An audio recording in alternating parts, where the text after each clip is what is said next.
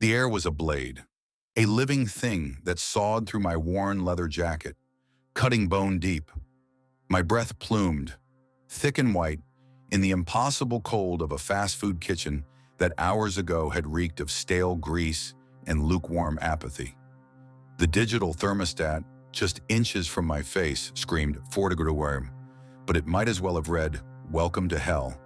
My eyes were locked on the polished stainless steel of the freezer door, not at my own reflection, but at hers. She stood directly behind me, a tattered dress hanging from a skeletal frame, her eyes cavernous voids that swallowed what little light remained. An icy tendril, impossibly long, brushed against my neck, a phantom touch that prickled every nerve ending, screaming against the instinct to turn, to flee. Her voice, and when it came, was a whisper of fractured glass and forgotten prayers, seeping into the marrow of my bones. "Why not look at me?" That voice, that impossible cold, was the culmination of a night that had begun with nothing but the promise of a mediocre paycheck and the usual quiet dread of another transient job in another forgotten town. I'd walked into that greasy mausoleum of a restaurant believing it would be just another shift. I was wrong. Another town, another nameless fast food joint. That was my life, always on the move, always taking the late shifts, the ones nobody else wanted. They paid in cash, required minimal paperwork, and offered a blessed anonymity that I clung to like a drowning man to driftwood. Tonight it was a burger joint called Big Bite Burger, stuck on the desolate outskirts of what felt like a forgotten corner of existence.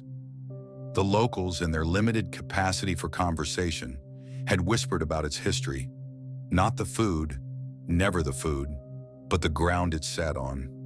Sacred ground, they'd mumbled, eyes wide and bloodshot, or narrowed with suspicion.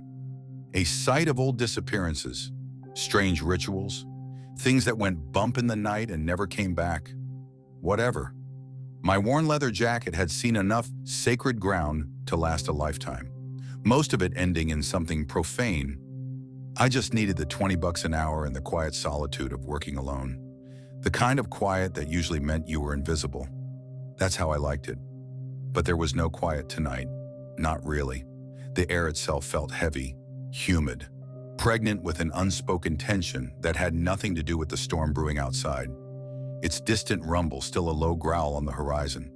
The fluorescent lights overhead buzzed, a high-pitched whine that usually faded into background noise, but tonight grated on my nerves, amplifying every creak and groan of the aging building. And the smell. Oh God, the smell. Usually it was just the stale, comforting aroma of fried grease and cheap coffee. Tonight it was oppressive, cloying, thick with something metallic, something like old blood trying to hide beneath layers of burnt fat. I pulled at the collar of my jacket, a nervous habit, though the fabric was already loose around my neck. My hand instinctively went to my wrist, tracing the cold metal of my old analog watch. It wasn't even for time anymore, just a grounding mechanism, a small, mechanical certainty in a world that consistently pulled the rug out from under me. I told myself it was pre-shift jitters, the usual anxiety of another dead-end job, but the knot in my gut tightened, a familiar premonition that something was about to go sideways. It always did. The closing crew, a trio of tired-looking kids who moved with the grace of sleepwalkers, had finally shuffled out the back door, leaving me to the vast, echoing silence of the empty restaurant. I'd locked every door, double-checked the deadbolts, even peered through the blinds at the darkening parking lot. My checklist was simple enough. Wipe down the sticky tables, mop the greasy floors, take out the overflowing trash bins. Mundane, mind-numbing tasks, exactly what I craved. The rain had started, a soft, insistent drumming against the plate glass windows, creating a hypnotic rhythm that was almost lulling me into a false sense of security. Almost, because even through the drumming, I could hear it now, the faint, high-pitched hum that hadn't been there before, a subtle electrical current flowing through the very air. Then, from the manager's office, the printer burst to life. A sudden, jarring mechanical whir. It ripped through the stillness, a jagged blade of sound, and the green power light, visible through the office door's glass panel, flickered erratically, like a dying firefly. My heart slammed against my ribs, a trapped bird desperate for escape. A chill, cold and sharp as splintered ice, raced down my spine, rooting me to the spot by the soda fountain. My first rational thought was some automated test, a leftover print command from the day shift. But the sound, now accompanied by the soft rustle of paper feeding, felt oddly deliberate, like a summons. It wasn't just printing, it was calling to me. Every instinct, finely honed by years of running from things that shouldn't exist, screamed at me to turn, to grab my go-bag from the break room, always packed, always by the door, and bolt. But that other, less rational part, that persistent, regrettable sense of responsibility that had dragged me into more holes than I could count, compelled me forward. My fatal flaw, the reason I never quite escaped. I moved cautiously, each step a conscious effort, my worn boots squeaking faintly on the linoleum. The dim glow of the computer monitor bathed the cramped office in a sickly green light, making the shadows writhe and dance. It amplified the tension, turning the mundane space into a theatrical stage for something unseen. On the printer tray, stark against the beige plastic, lay a freshly printed sheet of standard white paper. The ink, still warm to the touch, was a stark, ominous black. It wasn't a daily report, or a schedule, or a supply order. The header, bold and centered, screamed its title, Rules for the Night Shift. I picked it up, my fingers brushing against the still damp ink. The paper felt heavier than it should, charged with a strange energy. My eyes, accustomed to scanning for threats, devoured the text. If you hear knocking on doors or windows, turn off all lights and hide. If the temperature drops suddenly, don't look behind you. If the office lights flicker, cover the window and stand still for 30 seconds. If you hear sobbing from the bathroom, don't enter. If you see a woman across the street, don't look away until you hear a knock behind you. Do not answer the phone, ever. The rules lie. A cold sweat broke out on my forehead, tracing a path down my temple. My hands, despite my efforts, began to tremble. Each line, with its chillingly specific instructions, seemed to tighten an invisible vice around my chest, making it harder to pull in a breath. My stomach churned, a volatile mix of nausea and dread, as the bizarre instructions painted vivid, horrifying images in my mind. The feeling of being watched, a palpable weight on my back, crept over me. I couldn't shake the sense that something sinister was already here, already lurking in the shadows, just waiting for me to slip up, to make a mistake. I let out a short, nervous laugh, a dry, humorless sound that felt alien in the silence. "Nice try, kids," I muttered, trying to mask the sudden, sharp spike of fear. Very funny, prank of the year. But the specificity, the sheer audacity of it, unsettled me deeply. Who would go to such lengths for a practical joke? And why? I tossed the paper back onto the desk, watching it flutter down like a dead leaf. All right, I grumbled, more to myself than to the empty room. Point taken. Now back to wiping down tables. I took a deep breath, trying to steady my racing pulse. But as I stepped out of the office, the air hit me like a physical blow. The sudden, drastic drop in temperature stole my breath. It wasn't a gradual chill, it was an instantaneous plummet, as if the very air had been sucked out of the room and replaced with something pulled from the deepest parts of a winter grave. My breath plumed in front of me, thick and white, just as it had in the hook, confirming the impossible cold. I glanced instinctively at the digital thermostat on the wall near the kitchen entrance. It wasn't just cold, it read a horrifying, impossible 4 degrees. A rule slammed into my mind, fresh off the printer. If the temperature drops suddenly, Don't look behind you. Every fiber of my being screamed that command. Don't look. Don't turn around. Just walk away. Get out. Run! But the world-weary fatalism that clung to me like a second skin warred with the primal urge to flee. I was already in it. I knew it.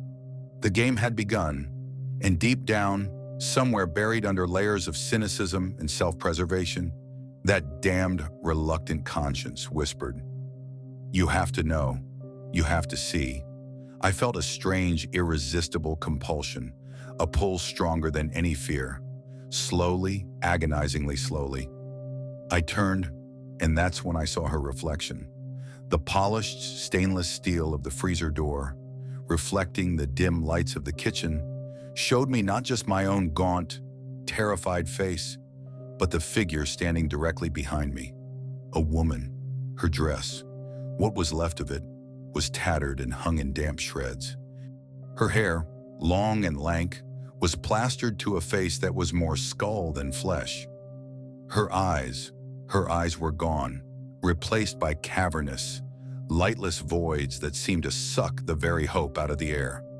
Her mouth was a gaping maw, stretched impossibly wide in a silent scream, and an icy tendril, impossibly long and translucent, reached out, brushing against the back of my neck. It was a phantom touch, but I felt it, every single nerve ending shrieking in protest. My mind screamed not to turn, not to acknowledge her, to keep my back to her reflection and bolt. But I was frozen, rooted in place, my gaze locked on her in the metallic surface. Then her voice came. It wasn't loud, not a shout or a scream.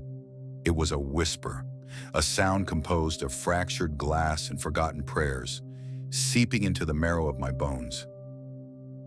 Why not look at me? My body, already rigid with terror, locked up even further. Every muscle screamed, every nerve ending vibrated, begging for movement, for flight. But fear, absolute and suffocating, had rooted me to the spot. My breath hitched in my throat. I could feel her presence, the impossible cold radiating from her, even though she was only a reflection. The tendril still brushed my neck, a feather-light caress that promised unimaginable horrors. I could feel the cold seeping into my very core, a bone-deep chill that threatened to shatter my teeth. The smell of something ancient and moldering, mixed with the ever-present grease, filled my nostrils. I forced myself to back away, one excruciatingly slow step at a time, my eyes still locked on the reflection, until I was several feet from the freezer door. Only then, with a choked gasp, did I finally force myself to spin around. Nothing. The kitchen was empty. The air was still icy, swirling around me like a hungry ghost. But the figure was gone. My heart pounded, a frantic drum solo in my chest, threatening to burst through my ribs. My head spun, trying to reconcile what I had seen with the empty space before me. Had it been a hallucination? The stress? No. The cold was real. The terror was real. I stumbled back into the manager's office, my hand grabbing the printer, clutching the crumpled list of rules like a lifeline. If this wasn't some elaborate, incredibly cruel prank, then maybe I needed to take it seriously. Maybe these were not rules to be broken, but a chilling instruction manual for survival. The night spiraled into an accelerated nightmare. The old crackling PA system, normally used for announcing order numbers, came to life with a sudden burst of static that made me jump. Then, a melody, a haunting lullaby, its tune eerily warped, like a child's music box left out in the rain, notes dripping with water and decay. Each note was off-kilter, slightly dissonant, as though mocking the innocence it was supposed to convey. It was faintly familiar, dragging up a forgotten scrap of memory from a childhood I barely remembered. Something warm and safe, now twisted into something venomous.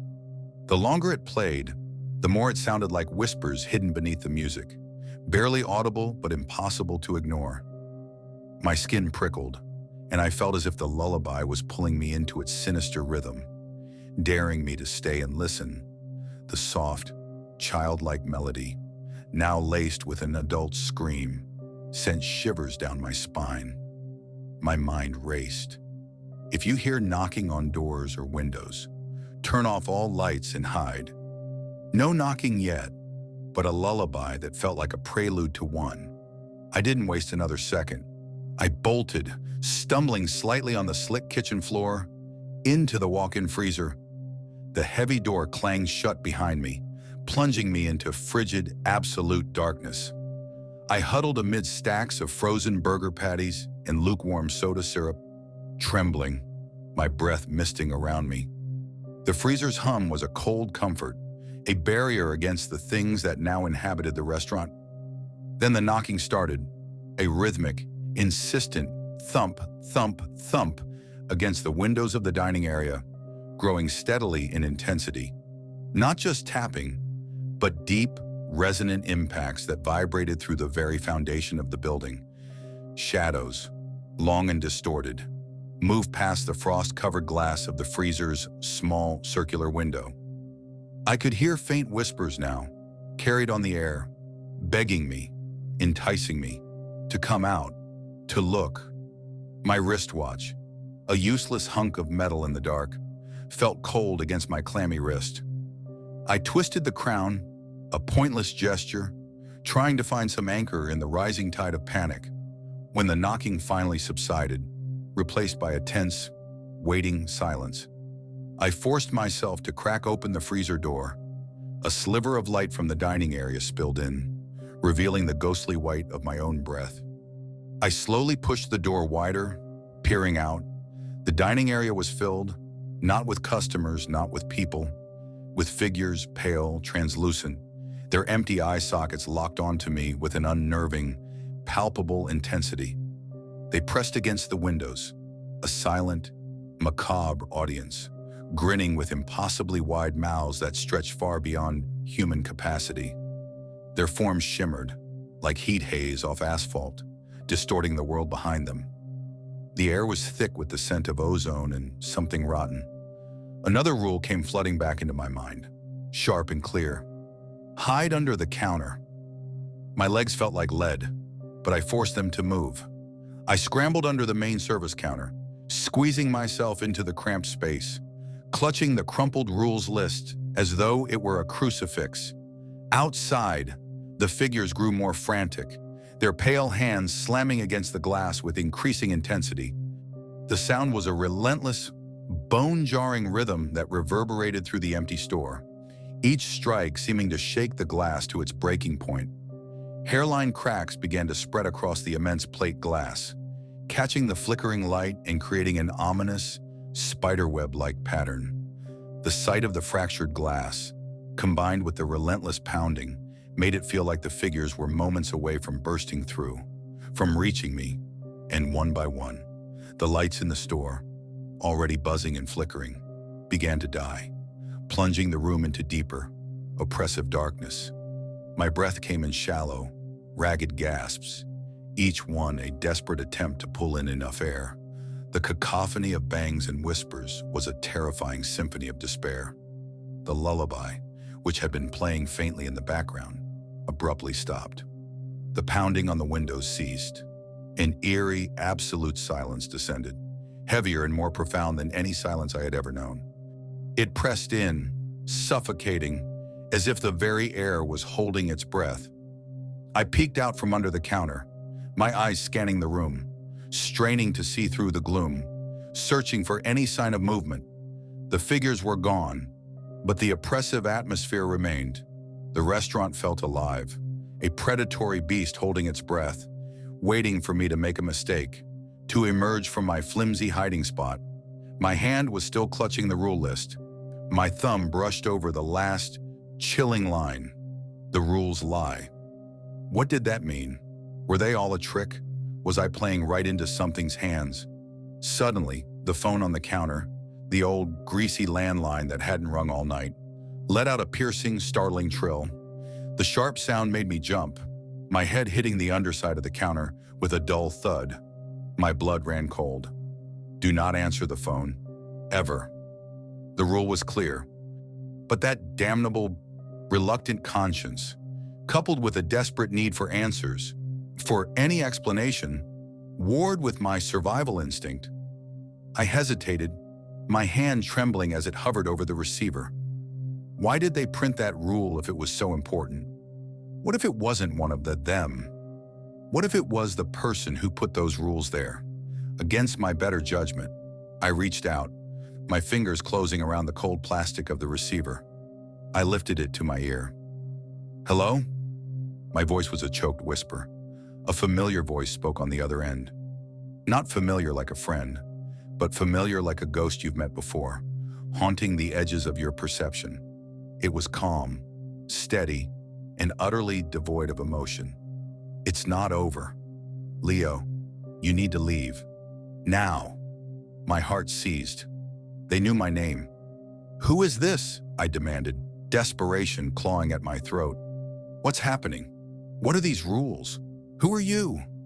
But the line went dead, replaced by a harsh, hollow dial tone.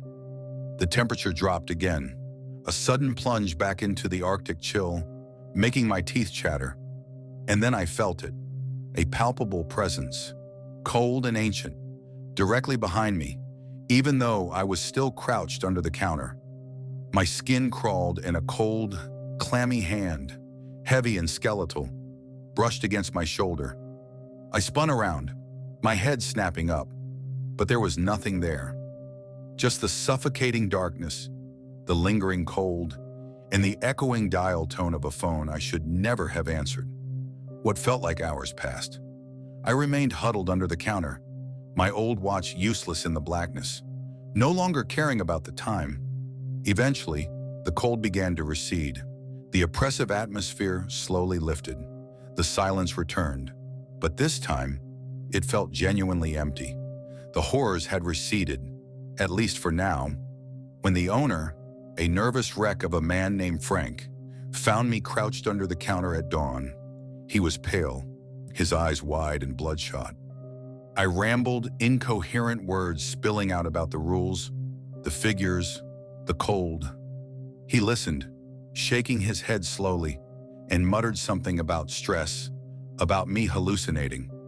But then I asked him about the rules paper, the one I'd left on his office desk. His face drained of all color. You saw it too?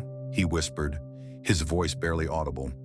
His reaction confirmed my worst fears, solidifying the sickening truth. This wasn't a prank. This wasn't stress. Something was profoundly wrong with this place, something beyond my understanding, something that had marked not just me, but perhaps Frank, too. The chill returned then, a subtle, creeping cold that slithered beneath my skin. I quit the next morning, walking away from the job and its horrors without looking back. My go bag was already packed. It always was. But the memory lingers, an unshakable shadow that follows me, a constant companion.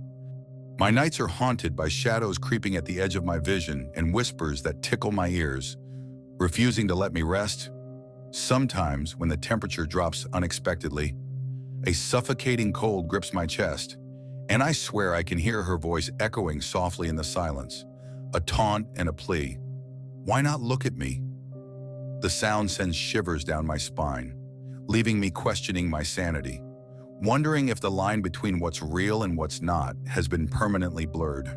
And sometimes, when I'm alone in the dark, I catch myself reaching for my phone, my hand trembling as I hesitate to dial.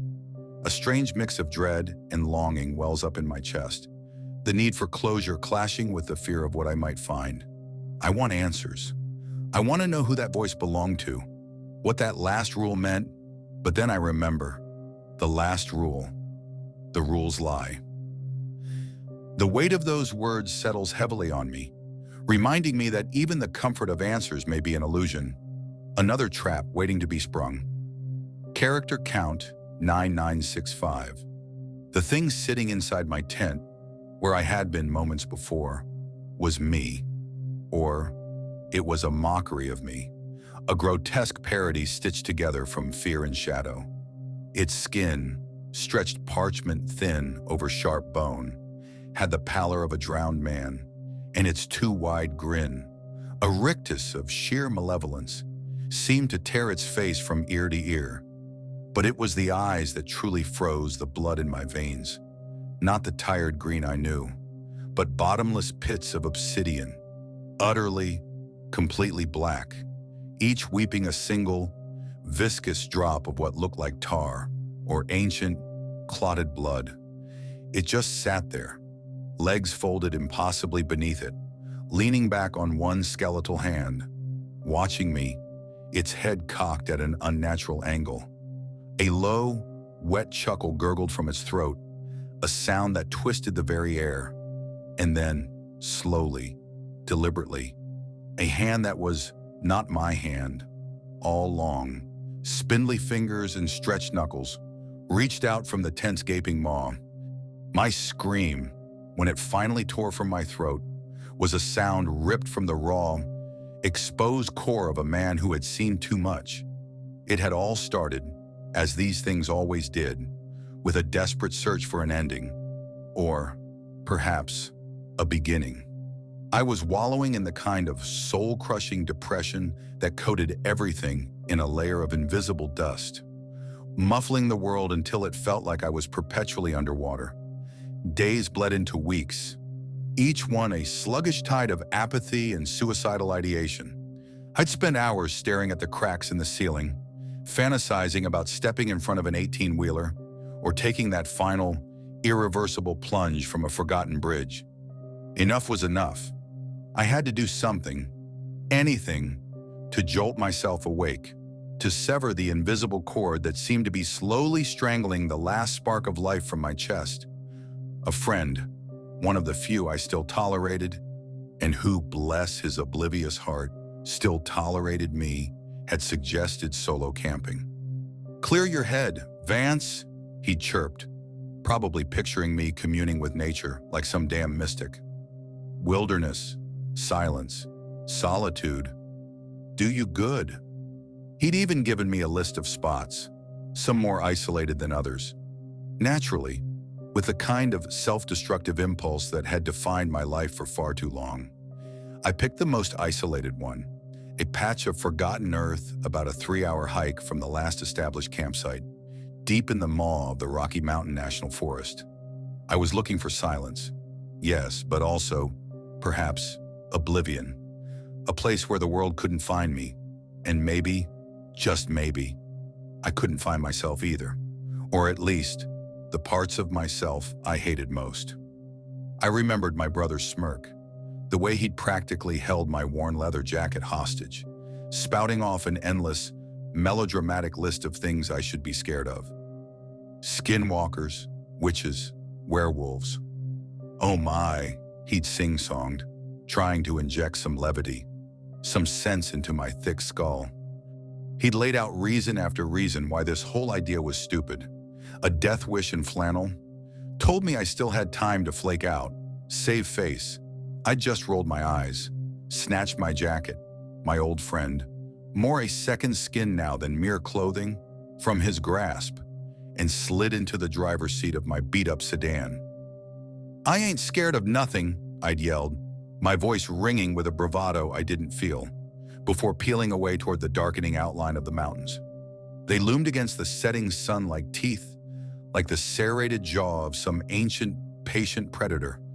Boy, how I wished I'd listened. I was wrong. He was right. I was, as I would soon discover, absolutely, terrifyingly, fucking scared.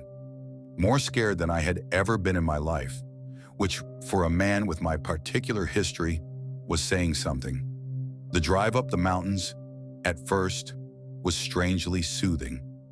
The road, a ribbon of asphalt unspooling through pine-scented air, wound its way through ancient trees and up the granite flanks of the peaks. It was engaging enough to navigate, a welcome distraction. And soon, the relentless static in my mind began to ease. I'd decided to forego electronics entirely for this trip. My phone was locked away in the glove box, a digital dead weight.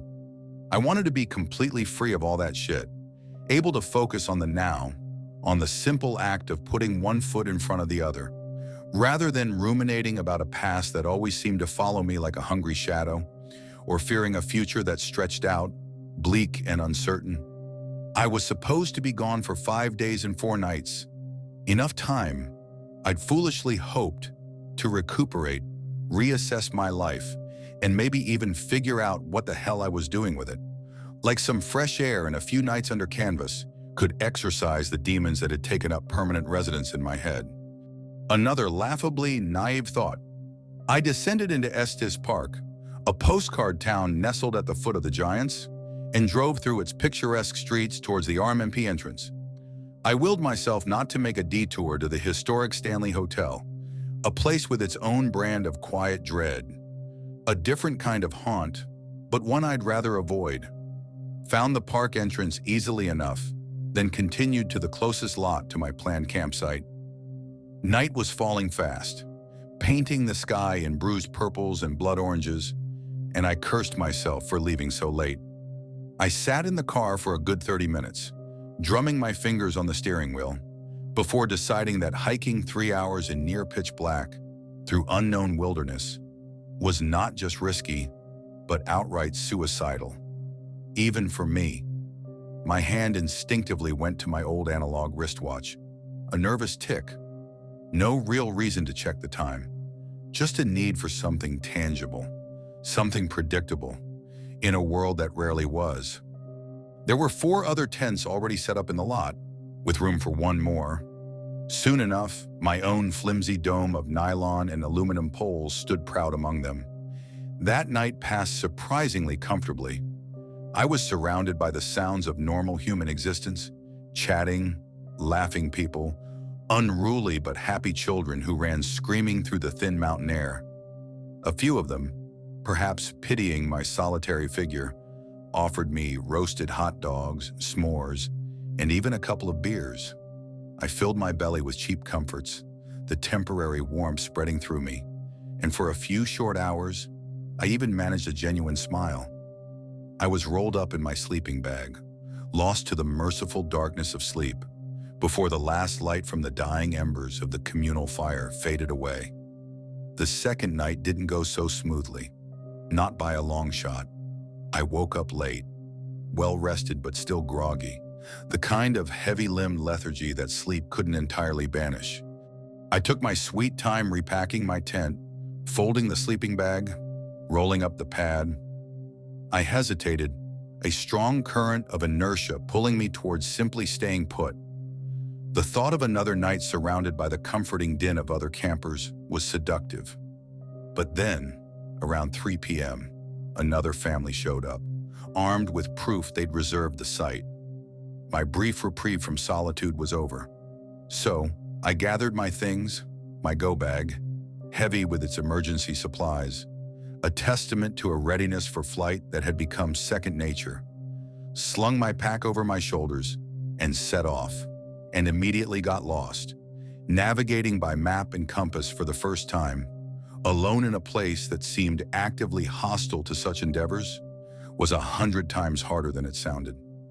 The trees, ancient sentinels with gnarled branches, weren't just trees, they were a deceptive maze, an endless repetition of green and brown that turned you around, made you think you were on the right path when you were miles from where you were supposed to be. The sun, a dwindling orb in the late afternoon sky, seemed to mock my struggle, dipping lower and lower with infuriating speed. Instead of the promised 3 hours, it took me nearly twice that time. Panic, cold and sharp, began to prickle at the edges of my composure. I was swiftly losing what little light remained, and the temperature was dropping, the air growing thin and sharp.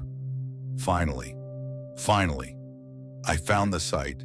It was just a small, cleared patch of dirt nestled among a thicket of pines, silent and utterly devoid of any sign of human life.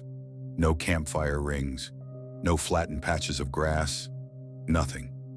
Before I could even breathe a sigh of relief, a luxury I rarely afforded myself, I haphazardly set up my tent, my hands fumbling with the poles in the fading light. Then, with what little energy I had left. I scoured the immediate area for dry wood, piling it into a small, pathetic fire pit. The first flicker of flame, small and vulnerable, was the only thing standing between me and the encroaching darkness. It was utterly, terrifyingly dark now. The kind of dark that felt less like an absence of light and more like a physical presence, pressing in, smothering. Every rustle of leaves, every snap of a twig seemed magnified, amplified by the suffocating silence. Each sound a potential threat. Every shadow cast by the dim, struggling firelight became a menace, a distorted shape that shifted and writhed at the periphery of my vision. Spooked, I crawled into the tent, fumbling with the zipper, and curled up in my sleeping bag, trying to will myself into sleep. I knew, intellectually, that the mountain air and the day's exertion should have been enough to render me unconscious. But my mind was a buzzing hive of anxieties, convinced that every subtle creak of the forest was a preamble to something far worse.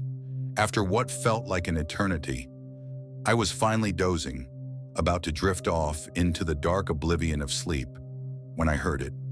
The unmistakable sound of a foot crunching outside. Not a twig, not a falling pine cone. A deliberate, heavy step on fallen leaves and dry earth. My eyes shot open. My breath hitched.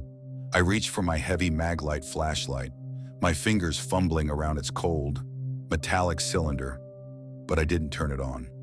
I held my breath, listening, my heart hammering a frantic rhythm against my ribs. I heard the sound again, closer this time. Someone, or something, was definitely walking around my tent. It sounded like they, whatever they was, were trying to be quiet, stealthy, trying to circle me, to stalk me. The bizarre, terrifying promenade went on for hours, in inconsistent, maddening bursts. A few steps, then silence. A rustle, then the dragging sound of something unseen. I rationalized. I tried to convince myself it was just an animal. A deer, a bear, scavenging for scraps or inspecting my flimsy nylon home. Anything but what my deepest, most primal fear whispered it was. By dawn, utterly exhausted, I was finally dozing again, the noise having mercifully stopped. I told myself I would sleep for an hour or two, giving myself time to truly rest up before facing the long hike back. A monumentally stupid decision, but I was beyond rational thought. I woke up disoriented, exhausted, the thin mountain air cold in my lungs. For a moment, I panicked, a cold sweat breaking out on my skin as I struggled to remember where I was, what day it was. Then the grim reality returned.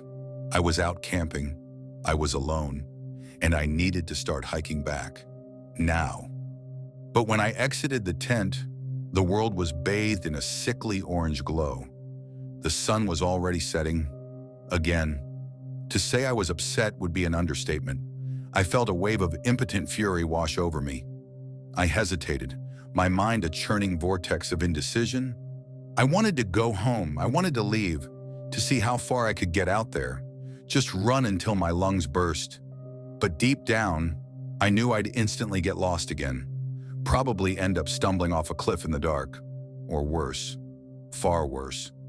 So, I began collecting as much wood as I could, my movements stiff and jerky, preparing to build a big-ass fire, a desperate beacon, and hunker down for what promised to be a long, terrifying night. The last sliver of sunlight seemed to disappear unfathomably fast, swallowed whole by the hungry shadows of the mountains. The third night was, pretty problematic. More than problematic. It was a descent into a specific kind of madness.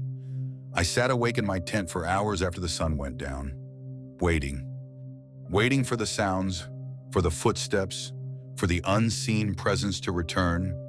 I'd left the fire going for as long as the wood lasted, a desperate attempt to ward off the encroaching darkness. I knew it wasn't kosher for camping, certainly not in a national forest, but I was improvising, and I was absolutely terrified. The darkness around me seemed to crush the light from the fire, making it seem small, pathetic, a tiny candle flickering in a sea of absolute, smothering shadows. I could feel the cold seep into my bones, a prelude to the colder terror that was surely coming. My hand went to my watch, tracing the cold glass, a futile anchor. For hours, I sat there, listening, my body rigid with fear, my ears straining against the silence. Finally, a weary kind of resignation set in. I was just being ridiculous, I told myself. What I had heard the night before was nothing to fear, just an animal. My subconscious, my monkey mind, was just playing tricks on me, keeping me alert for no reason, feeding off the remnants of a past I couldn't quite remember, but that clung to me like wet ash. That past, that childhood trauma that always felt like a phantom limb, the one I'd long ago buried under layers of apathy and self-loathing. It was always there, a low hum beneath the surface of my consciousness. It wasn't just bad luck, it was a magnetic pull, a grim, invisible thread connecting me to the abyssal. Ever since I could remember, really, a ghost in my own life, haunted by a past I couldn't quite grasp. So I bundled myself up, shivering despite my sleeping bag, and laid down. My eyes were heavy, burning from the constant vigilance, and that's when I heard it again.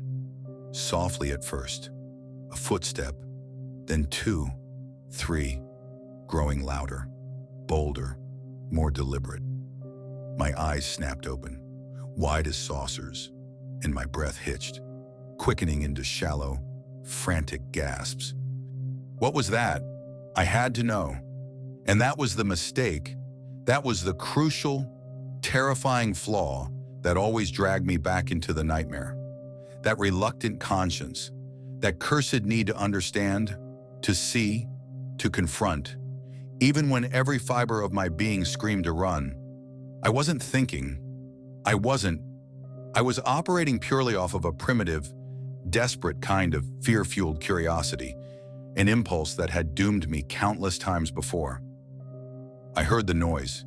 It sounded like something running around and around my tent, a frantic, almost playful scamper. Then, suddenly, the side of my tent pushed inward, as if someone was slapping it from the outside. A heavy, wet thud, followed by a scraping sound. "Hey!" I yelled, the sound a ragged tear in the suffocating silence, scared out of my wits. "Hey, I'm awake! I'm in here!" I tried to stand, tripping myself up in my sleeping bag in the process. My legs tangled in the nylon. I slammed into the front of the tent, the thin fabric shuddering under the impact. Scrambling up, my heart pounding like a drum against my ribs. I swiftly unzipped the flap, fumbling blindly for the mag light and switching it on, the beam cutting a violent red swath through the absolute black. I lunged outside, my bare feet hitting the cold, dew-soaked earth. The beam of my flashlight, a shaky red circle, swept across the clearing, and I saw a shape scurry away, just at the edge of the dying firelight. Instinct, stupid, suicidal instinct, took over. I followed, and there, standing at the edge of the firelight's dim reach, barely visible, was the silhouette of a person. They were standing with their back towards me, their body unnaturally still. Their arms were hanging in strange, broken positions by their sides, like a puppet whose strings had been cut, and their head was pointed straight away from me, tilted at an odd angle. The air around it felt colder, thinner, filled with the faint, metallic scent of ozone and something else, something cloyingly sweet and putrid, like old blood and decaying leaves. I took a shaky step towards them, my breath fogging in the frigid air. A dry branch cracked loudly underneath my boot. The sound seemed to startle the person, and they turned their head, slowly, unnaturally, ever so slightly, but still keeping their back to me. Just the head, twisting on the neck like a rusty weather vane. "Hey," I managed to rasp again. my voice thin and reedy. "What the folk? Man!" And then it boiled up, a sound that started as a low, wet gurgle, then crescendoed into a high-pitched, piercing scream. But it wasn't a scream of pain or fear. It was laughter. Maniacal, echoing laughter that bounced off the unseen trees, rattling around in my skull, shaking the very foundations of my sanity. It was the laughter of something utterly, impossibly wrong. The sound seemed to vibrate in my teeth, in my bones. Every hair on my arm stood on end. My bladder threatened to empty itself. I didn't think. I ran, leaping into my tent, fumbling with the zipper, my hands trembling so violently I could barely grasp the tab. I zipped it up behind me, a pathetic, flimsy barrier, and curled into my sleeping bag, shaking uncontrollably, tears streaming down my face. And then the world around me exploded, or rather, imploded. The thin nylon walls of the tent shook violently, like hundreds of unseen hands were slapping it, poking it, punching it. Outside, what sounded like dozens of people, heavy footsteps, rustling bodies, the low, guttural murmur of unseen voices, shattered the silence. The manic laughter, now multiplied, swirled around me, a cacophony of pure, unadulterated madness. The air grew impossibly cold, the kind of cold that sucked the warmth from your very core. I heard tearing sounds, felt bumps against my head and shoulders as unseen things pressed against the fabric. I squeezed my eyes shut, pressed my hands over my ears, and begged for it to stop, for it to be a dream, a nightmare, anything but real. I don't know how or when I fell asleep. I think I fainted. The last thing I remembered was the unholy chorus of laughter, the frantic drumming against the tent, the absolute bone-deep terror. Either way, I woke up the next day to a reddish glow encompassing my surroundings, the early dawn filtering through the thin nylon. My head throbbed, my body ached, and my throat was raw. I sat up, the lingering echoes of the nightmare still clinging to me like a shroud. I stumbled outside, desperate for proof, for anything that could explain the horror of the night. But there was nothing.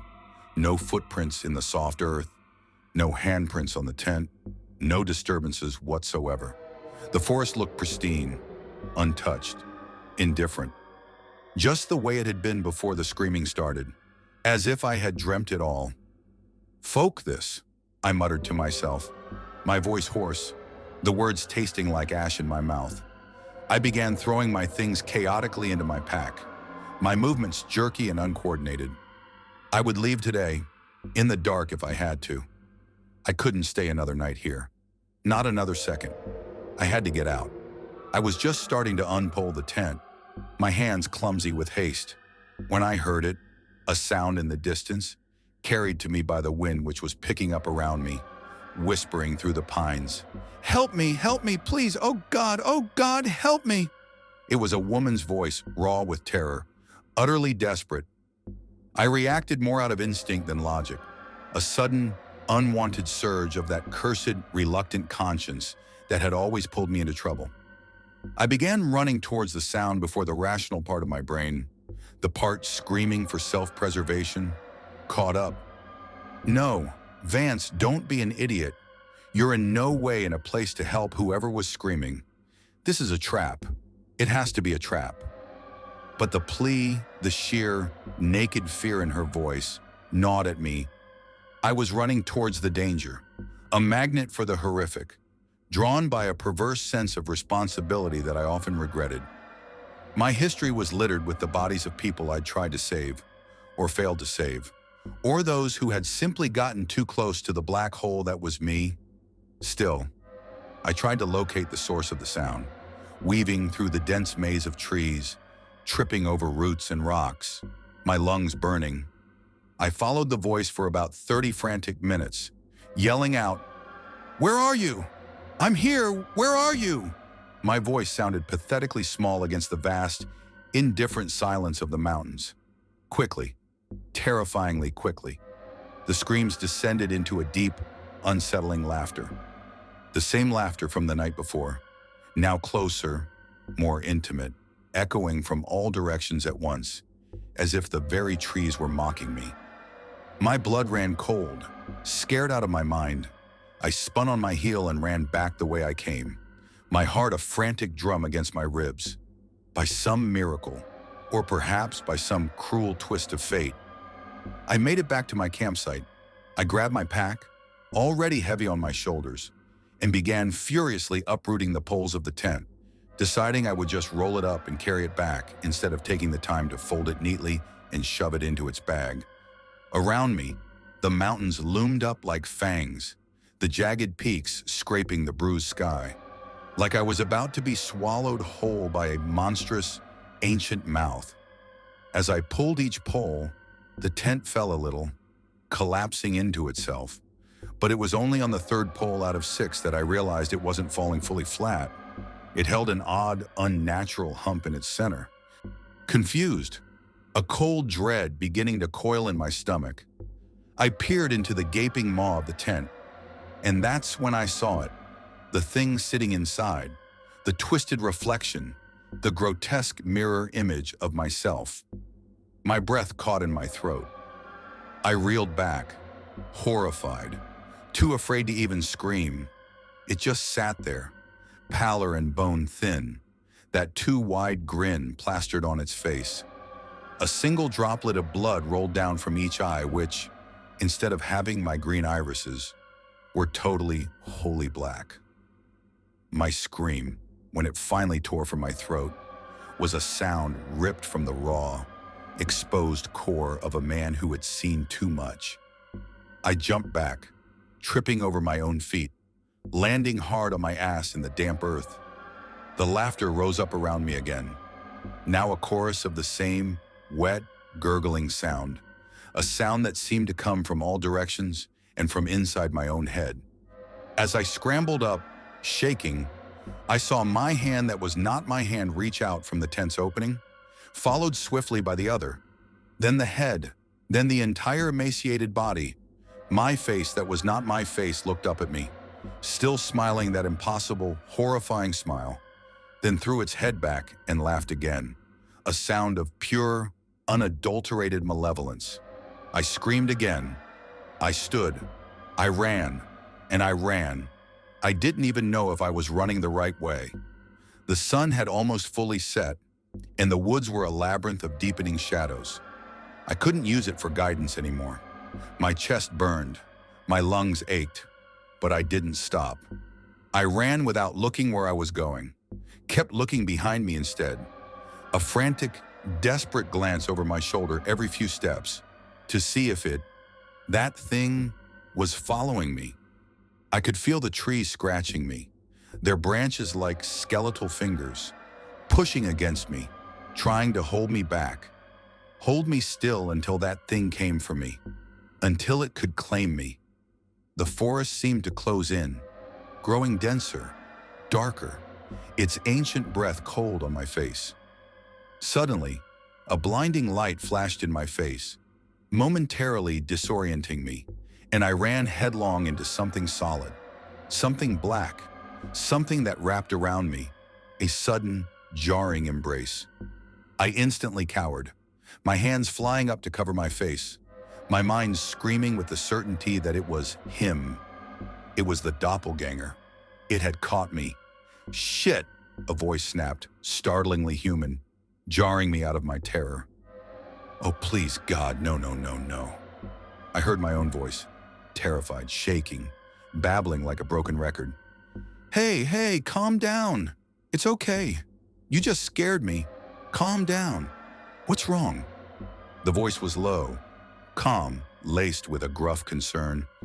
I slowly looked up, my eyes blinking against the residual afterimage of the bright light. I found myself staring into the worried gray eyes of a human face, the face of a middle-aged man, to be exact, framed by a messy shock of wood-colored hair. He was holding me up, his grip surprisingly firm. The flashlight he was using lay fallen at our feet, its beam sending strange, dancing shadows behind us, making the trees look like predatory giants. I looked back, fearful of what I might see. But there was nothing, only trees, their branches swaying slowly in the slight, cold breeze. The forest was silent again, eerily so, too silent. "Hey," he said again, his voice gentle but firm. "Was that you, screaming? I came out here to check." I couldn't speak. My throat felt raw and constricted, as if I'd swallowed a handful of sand. I just shook my head, still breathing in shallow, ragged gasps. "Were you camping out there alone?" he asked, letting me go and bending down to retrieve the flashlight. He picked it up, the beam unwavering.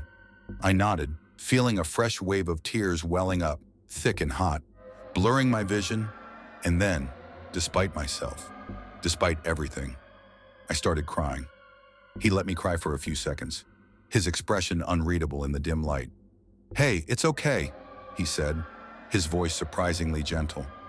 "It can be spooky out here. Come on, my car is right over there." He gestured with his head back behind him, towards a darker patch in the trees. I wiped my nose with the back of my hand, blinking rapidly, trying to clear my head. My voice, when it came, was still thin and shaky. "Who are you?" He glanced at me, then away, his gaze flicking to the dark expanse of trees, his jaw tight. I'm, a park ranger." But he didn't look like one, not in the slightest. He was wearing a smooth black suit, black tie, and a crisp white shirt.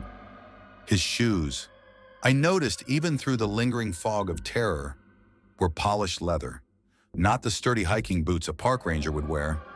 My observational skills, honed by years of seeing things that shouldn't be, were immediately screaming inconsistency. "Come on," he said again, his voice brooking no argument. He reached out, his movements fluid, and lifted my pack, slinging it onto his back as if it weighed nothing. As he did so, his jacket flapped slightly, and I saw it, the unmistakable gleam of a Sig Sauer handgun strapped to his belt. This was no park ranger, not in any park I'd ever been to. "Okay," I said, my eyes still darting nervously back behind me, scanning the silent, watching trees. "How did you find me?" He just shrugged, his eyes scanning the tree line, his grip on the flashlight tightening. "Good hearing." We entered a small clearing, and there it was, a matte black SUV with tinted windows, headlights flaring, engine idling, parked in the middle of it. It looked less like a vehicle for navigating the wilderness and more like something out of a spy movie. He popped the trunk, and I heard the thud of my bag as he threw it in. I climbed into the passenger side seat, the leather cool and smooth beneath my clammy hands.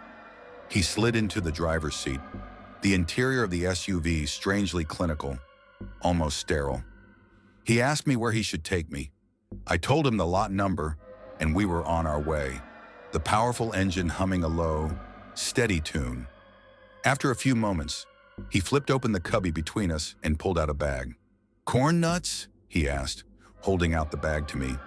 I took it gratefully. The salty, crunchy texture, a surprising comfort, a grounding presence in the swirling chaos of my mind. I began chomping away, wolfing down the dried kernels. I licked my fingers, then looked back at him, the question still nagging at me. "So, are you really a ranger?" He looked at me, a flicker of something unreadable in his eyes, then back to the dirt trail in front of us. He looked exhausted, his wood-colored hair disheveled and dirty from the forest. But there was an intensity to his gaze that belied his weariness. The SUV jerked to a sudden, violent stop. The man let out a slow, low breath, a sound that was less a sigh and more a prepared exhalation. His eyes narrowed, and he looked over at me, then back to the dirt trail in front of us. His face was a mask of grim determination, as if he'd seen this countless times before. I followed his gaze, feeling the fear churning up inside me, a fresh wave of nausea. And there, in the middle of the road, was me, the me that was not me. Its limbs hung limply, as if they were broken and strung together with loose wire. And that sickly, too-wide smile was still plastered across its face, even in the dim light of the SUV's headlamps. It lifted one hand, The long, spidery fingers twitching and waved. A slow, mocking, utterly chilling wave. The man looked back at me, then back at the thing that was not me, then back at me again, meeting my horrified gaze with an unnervingly calm one. "I don't get paid enough for this shit," the man muttered, a weary, almost bored resignation in his voice. Then, with a sudden, violent movement, he slammed his foot on the accelerator. The SUV surged forward, straight towards the thing. We both felt the impact, a sickening thud, a bounce as the car rode over the grotesque body. The man kept driving, not even glancing in the rearview mirror, but around us, in between the trees, stirred into the deepening darkness. Laughter boiled up, manic and persistent, a chorus of high-pitched, echoing madness that followed us like a hungry pack. We reached the lot in silence, bathed in the first weak light of the rising sun. The man beside me seemed to be deep in thought, distracted, his face etched with a familiar weariness that I recognized in myself. I was still scared, my body trembling with residual terror, but a thin thread of hope had begun to bloom. Whatever that thing was, it was now dead, crushed by the car, or at least so badly wounded that it would soon succumb. The SUV slowed to a stop. The man popped the trunk and hopped out. He walked to the back and grabbed my pack as I jumped out, my legs stiff, my muscles screaming in protest. He handed it to me, the weight comforting against my sore back, and I took it, then mumbled a choked, "Thank you for everything." "No problem," he said, his lips twitching as if he was about to smile, but the expression never quite formed. All in a day's, or night's, work. I turned to leave, anxious to put as much distance as possible between myself and this place. But he spoke up again. "Hey," I turned to face him again, my nerves frayed. "If you ever want to talk about what you, saw, or, just talk, call me." He held out a card. I took it, my fingers brushing his, and looked down at it. It was matte black, strangely heavy. It only had a single number written on it. No name, no company, no area code, nothing. "Then," I began, but I heard a door slam and looked up. The man was already back in his car, the powerful engine revving. He waved at me, a brief, almost imperceptible gesture, then sped off back the way we had come, back towards that thing, back into the shadows of the forest, back into the darkness that had just tried to swallow me whole. I shoved the mysterious card into the pocket of my worn leather jacket, a strange, heavy weight against my chest. I climbed into my car, the interior smelling stale and familiar, and left, breathing a ragged sigh of relief. I still haven't told anyone about what happened. Not really. Even when they ask why I refuse to go camping ever again, why the very idea makes me break out in a cold sweat, I just shrug, offer some mumbled excuse about it not being my thing, that I prefer a warm bed and the bustling, predictable sounds of a busy city. Lies. All lies. Every so often, though, I'll pull out the card, my fingers lingering over my phone, the single, unadorned number, a stark black mark against the matte surface. I'll stand there, staring at it, my heart doing a nervous stutter step, wondering if I should call, wondering who the man truly was, what he was, and if he'd really be able to explain what happened to me, or if he was just another shadow, waiting, another piece of the dark, interconnected puzzle that my life had become, another sign that I was truly, irrevocably, marked. The hum of the city, that familiar, grating symphony of asphalt and ambition, used to be a comfort. Now, it just felt like white noise, a flimsy barrier against the chaos that inevitably followed me. I watched Harper across the small, cluttered diner table, her head tilted, a wisp of dark hair falling across her face. She was laughing at something on her phone, utterly oblivious, and then she looked up at me, that bright, genuine smile that used to ease the knot in my gut. But today, The smile didn't quite reach her eyes, and the freckle, just below her left eye, the one I'd always found endearing, was gone. It had been there this morning. I felt a cold dread bloom in my chest, a sensation far too familiar. The world was subtly, terrifyingly wrong. This wasn't the first time. It wouldn't be the last. This particular brand of slow-burn terror, the kind that chipped away at your sanity, had started weeks ago, deep in the Appalachian Mountains. I dreamed of the city that night before we left, a recurring nightmare of asphalt canyons unnaturally silent, the neon glow of familiar signs blotted out by a shadow that stretched across the skyline like a bruise. I woke up in a cold sweat, Harper's gentle hand on my shoulder, her voice a soft murmur in the pre-dawn quiet. "Bad dream, Leo?" she'd asked, her eyes, always too perceptive, searching my face for answers. She tilted her head, a hint of amusement fading as she noticed the clammy film on my skin, the wildness in my gaze. "Yeah, I guess so," I'd muttered, my voice rough, brushing it off with a practiced ease I no longer truly felt. A faint, inexplicable chill lingered in the small room, clinging to the air like a shroud. I couldn't shake the feeling of something unseen pressing against my chest, a premonition of sorts. Little did I know that unease would follow me like a hungry shadow all the way to the mountains, and then some. I wasn't a mountain man, not by a long shot. City boy, Harper loved to call me, a title I embraced with a sardonic shrug. I'd grown up steeped in the cacophony of honking horns, the jostle of crowded sidewalks, the oppressive weight of a skyline dominated by concrete and glass. My days were measured by the rhythmic hum of subway trains, the garish glow of neon lights, a world far removed from the quiet, suffocating tranquility of nature.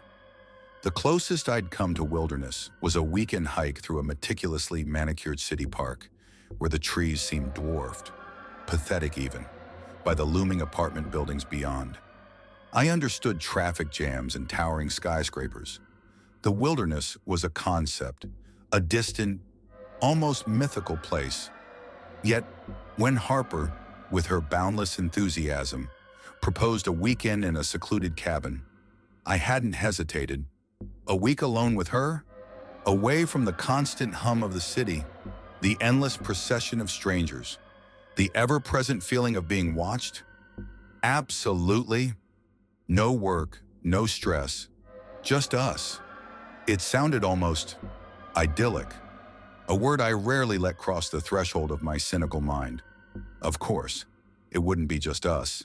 Nothing was ever just us. My life rarely afforded me such simple luxuries. Harper's best friend, Sophie, a whirlwind of nervous energy and quick laughter, and Sophie's boyfriend, Damien, a quiet man with a sharp, unexpected wit, would be joining us. Sophie had been Harper's ride or die since middle school, a bond I vaguely envied, knowing I couldn't afford to forge such connections. Damien, though reserved, had a knack for cutting through awkward silence with a single, perfectly timed observation. Harper's excitement about the trip was contagious. A small, unwelcome warmth in the cold, hollowed-out space where my hope used to reside. The cabin, deep in southern Appalachia, sounded like a perfect escape for her. She was finally going home, to the mountains she missed so deeply, the ones she spoke of with a wistful longing that always seemed to highlight the vast, unbridgeable chasm between our worlds. I'd hoped, in some foolish, uncharacteristic corner of my mind, that this trip might ease the phantom guilt I carried for having pulled her into my concrete jungle, into my perpetually unsettled orbit. But as we ascended the mountain roads, that initial, fragile sense of hope curdled into a familiar, gnawing unease. The winding paths, choked by towering pines, seemed to close in on us, the world shrinking with each turn of the wheel. The sun, a blood-orange disk, dipped below the horizon, painting the jagged peaks in hues of bruised purple and angry red. Harper's laughter, bright and clear, mingling with Sophie's, should have been comforting, a shield against the creeping gloom. Instead, it felt distant, like the echo of a forgotten memory, already swallowed by the deepening shadows. The weight of the forest's silence pressed on me, heavier with each passing mile, a suffocating presence that brought back the bone-deep chill of that motel room where Mitch had finally broken, or the suffocating presence of that thing living in the walls of my last apartment. The fear felt different here, older, more primal. Harper's stories, a mixture of Appalachian folklore and family anecdotes, filled the accelerating twilight with a disturbing blend of nostalgia and foreboding. She recounted tales of ghostly apparitions seen by her ancestors, warnings about lights in the woods that led travelers astray, and the chilling legend of the Hollow Man, a creature said to mimic voices, luring victims deeper into the labyrinthine embrace of the forest. Her voice, I noticed, carried a strange blend of amusement and unease, as if even she, with her deep roots in this land, wasn't quite sure how much of it to believe. I tried to laugh along, a brittle, unconvincing sound, but each tale seemed to tighten the invisible grip of the darkened woods around us. Stories of copperheads, ancient legends whispered around campfires, and family superstitions spilled from her lips as the last sliver of sun vanished behind the mountains. She giggled, a genuine, unburdened sound, when recounting how her mama once decapitated a snake with a garden hoe and made her study its markings. I forced a chuckle, masking the tendrils of cold dread that began to coil in my chest, a feeling that had become as constant as my own pulse.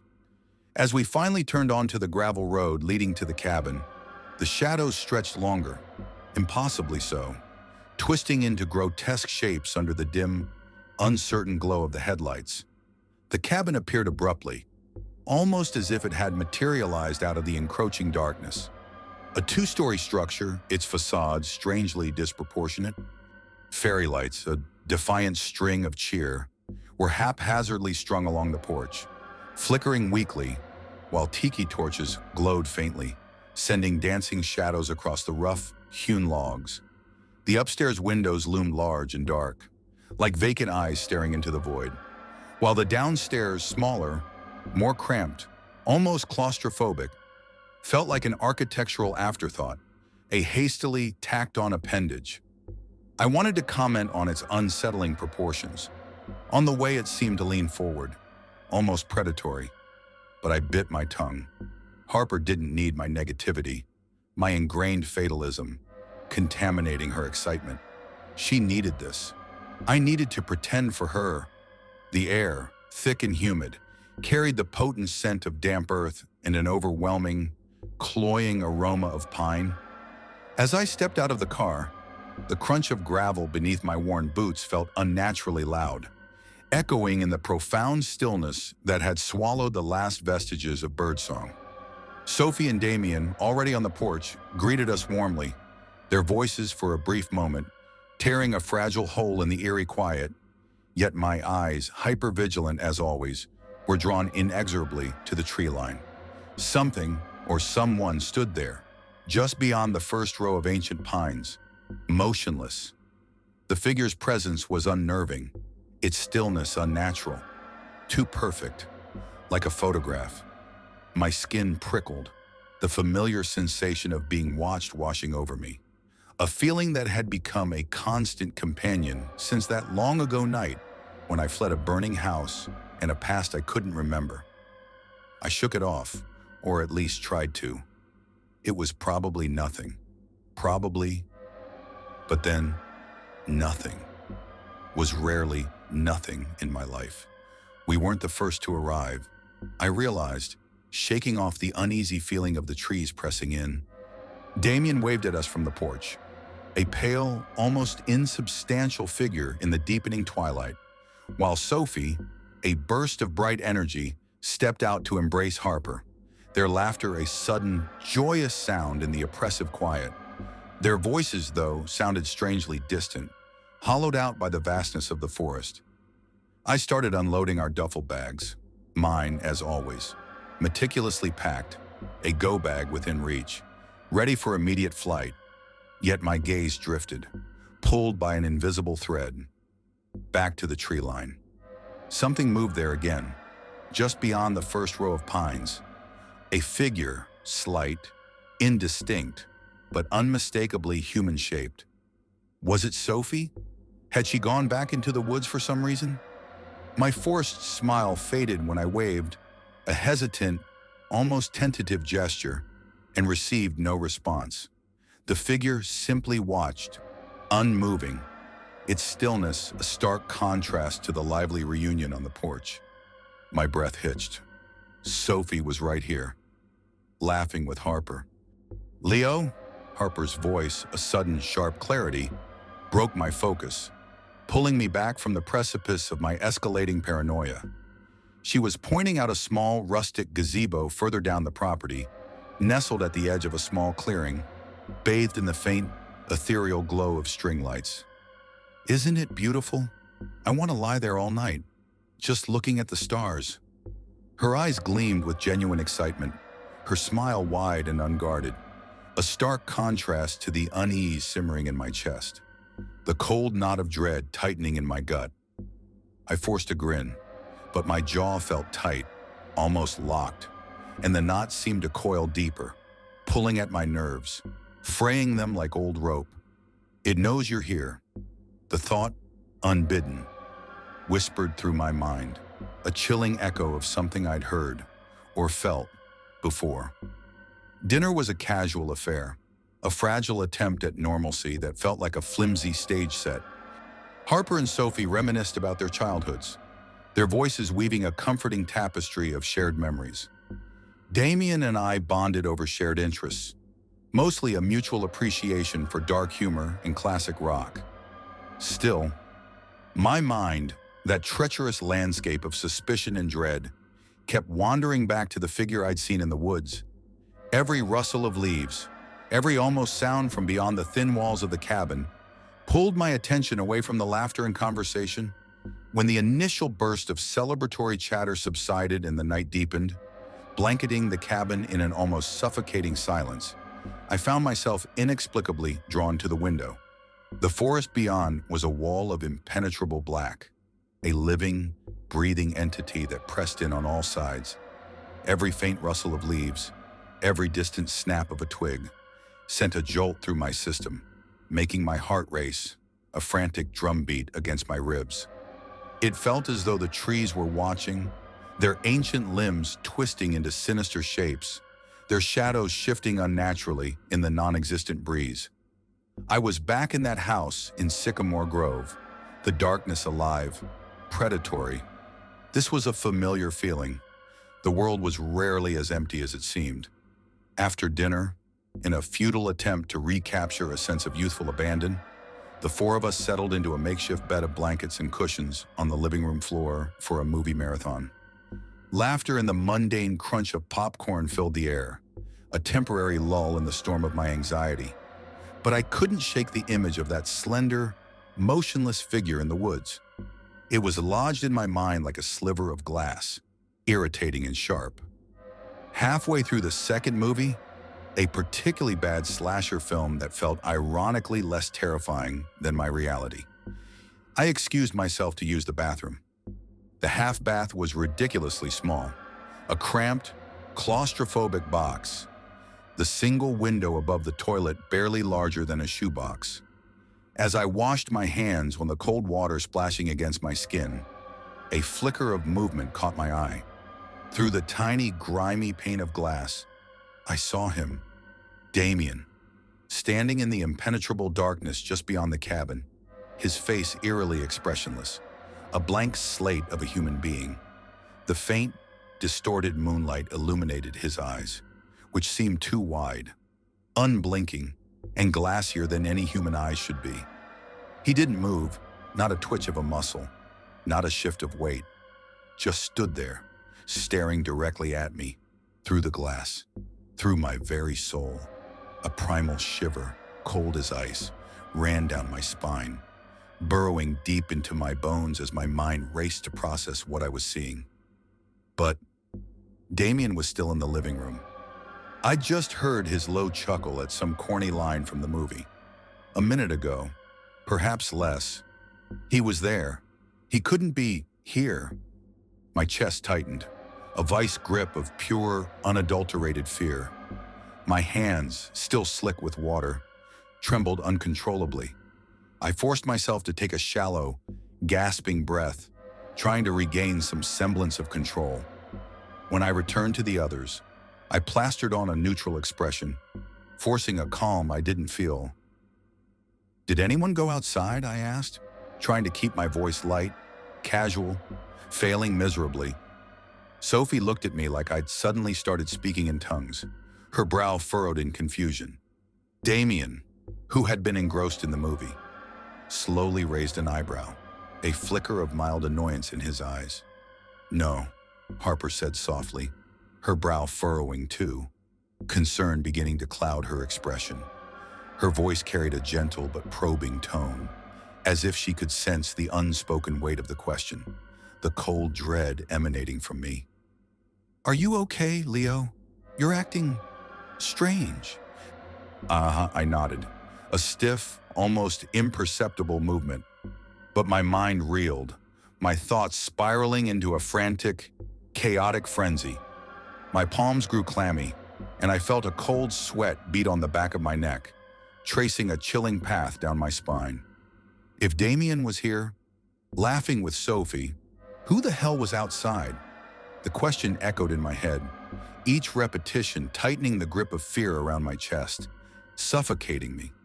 It was like that night in the motel, the one with the imposter Mitch, the one where I'd stared into a face that was supposed to be a friend's, but was something else entirely. My stomach churned. This was happening again. It was always happening again. The unease, already a constant companion, grew unbearable, morphing into a potent, physical dread. Every creak of the cabin's old timbers, every sudden gust of wind rattling the windows, felt amplified, distorted, like a mocking whisper in the dark. I kept glancing at the windows, expecting to see something peering back at me, a pair of unblinking, glass-like eyes. Harper, ever perceptive, noticed my agitation, my inability to settle. "Leo, seriously, you're acting strange," she whispered, her voice laced with genuine concern now. Her worry only deepened my paranoia, twisting it into a suffocating knot.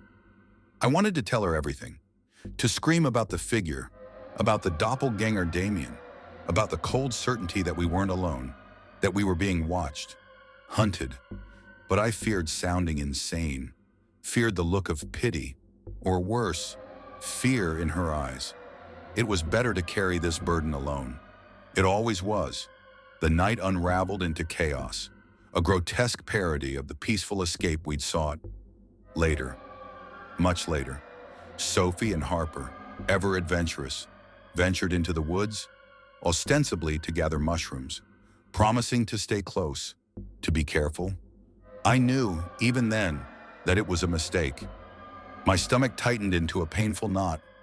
I heard their voices, faint and distant, then nothing. A profound silence descended. Time seemed to stretch, elastic and cruel. When Sophie returned, alone, she burst into the cabin, breathless and hysterical, her eyes wide, glassy with terror. She could barely form words, gasping for air, her slender frame shaking uncontrollably. "I lost her. She's gone. She saw Leo." Her eyes, darting wildly, locked onto mine, a chilling accusation in their depths. "But you were with me. She followed you." Damien, who had been trying to calm her, held her trembling frame, his own face pale. "Sophie, calm down. Leo's been here the whole time," he said firmly, his voice laced with a desperate need for reason. Sophie shook her head violently, her tangled hair flying about her face. No, she followed you. I saw you. You called her name." She pointed a trembling finger at me, the accusation clear, undeniable. My blood ran cold. And then, as if on cue, The door slammed open with a violent crack that splintered the quiet. Harper stood there, a wicker basket of mushrooms in hand, her face a mixture of confusion and mild annoyance. "What's going on, Sophie? Why are you screaming?" Sophie's knees buckled, and she sank to the floor, still pointing, her voice a reedy whisper, barely audible above her ragged breaths. You followed him," she repeated, her gaze fixed on Harper, then on me. Harper frowned, her confusion deepening. "No, I thought I saw Leo," Harper began, her voice trailing off, a sudden chilling realization dawning on her features. Her face paled, the last vestiges of color draining from her cheeks, leaving her ashen. "But it wasn't him. It was a shadow. It looked like you, Leo, but not you." The tension in the small cabin exploded. A violent, palpable thing, shadow which had merely clung to the corners before, seemed to writhe now, elongating and twisting as if they had a grotesque life of their own, coiling like black smoke. The faint glow from the fireplace, our only source of warmth and light, flickered erratically, casting monstrous shapes that danced like sinister puppets on the walls. The air grew thick, suffocating with the scent of damp earth and something else. Something metallic, like freshly spilled blood or rust. Every breath felt heavy, and an unnatural chill, bone deep and profound, crawled up my spine, amplifying the dread that clung to every corner of the room, every fiber of my being. A loud bang echoed from the back of the cabin, followed by a low, guttural growl, a sound that seemed to vibrate through the very foundations of the earth. Damien, his face pale but hardening with a desperate resolve, grabbed a heavy fire poker from beside the hearth, its iron gleaming dully in the erratic light. "Stay together," he commanded, his voice trembling but firm, a thin thread of humanity against the encroaching horror. It was a futile command. The things that hunted me didn't care about our huddling. By dawn, the false promise of a new day, we were packing the car in a frantic, desperate frenzy, our movements jerky, fueled by adrenaline and raw terror. Every shadow seemed alive, ready to spring, every rustle of leaves a direct threat.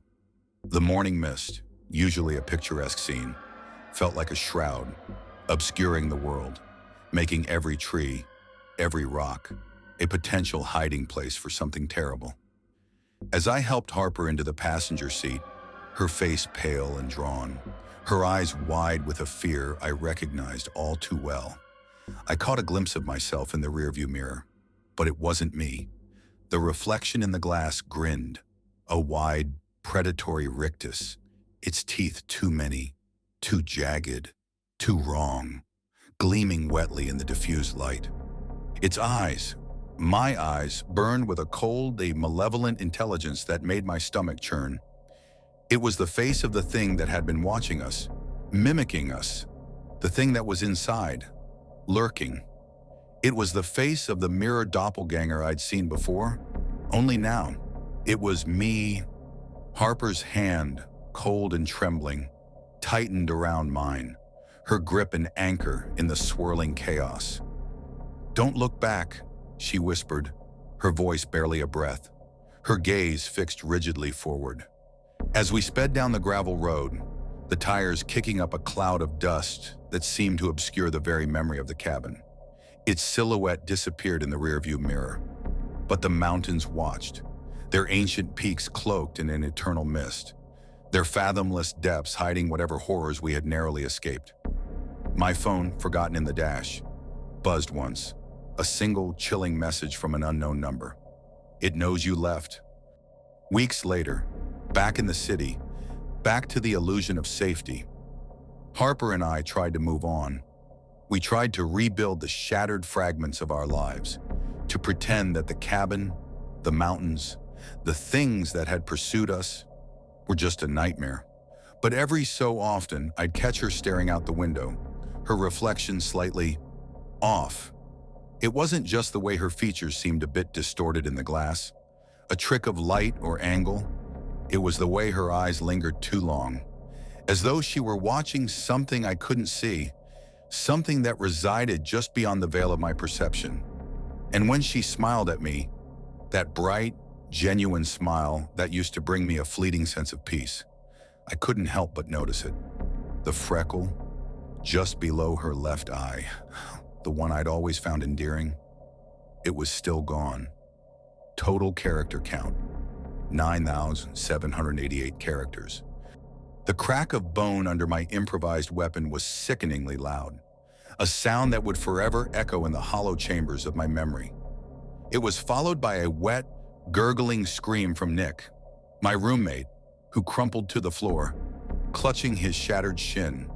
My knuckles were white, still gripping the leg of the overturned kitchen chair, and a primal, unfamiliar rage thrummed through my veins, a dark current that had surged from somewhere deep inside me, taking hold of the wheel and steering me into an abyss I didn't recognize.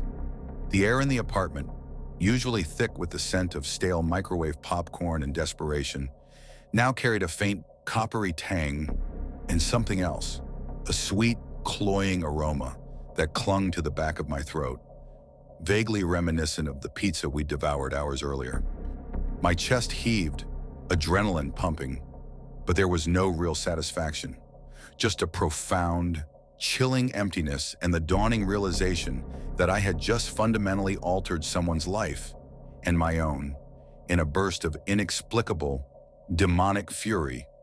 Only moments before, I'd been slumped on the couch, stomach growling, trying to decide what grease-laden disappointment we'd be ordering for dinner. Funny how quickly an ordinary Friday night can unravel into a personal hell, even when you've already been living in one for years. This was just another layer, another fresco of torment painted onto the walls of my already crumbling psyche. I glanced at my old analog wristwatch, a nervous habit more than a practical one. The hands hadn't moved much since yesterday, but everything else had shifted catastrophically. It was an oppressive Friday, the kind where the air itself felt like a suffocating blanket, even inside.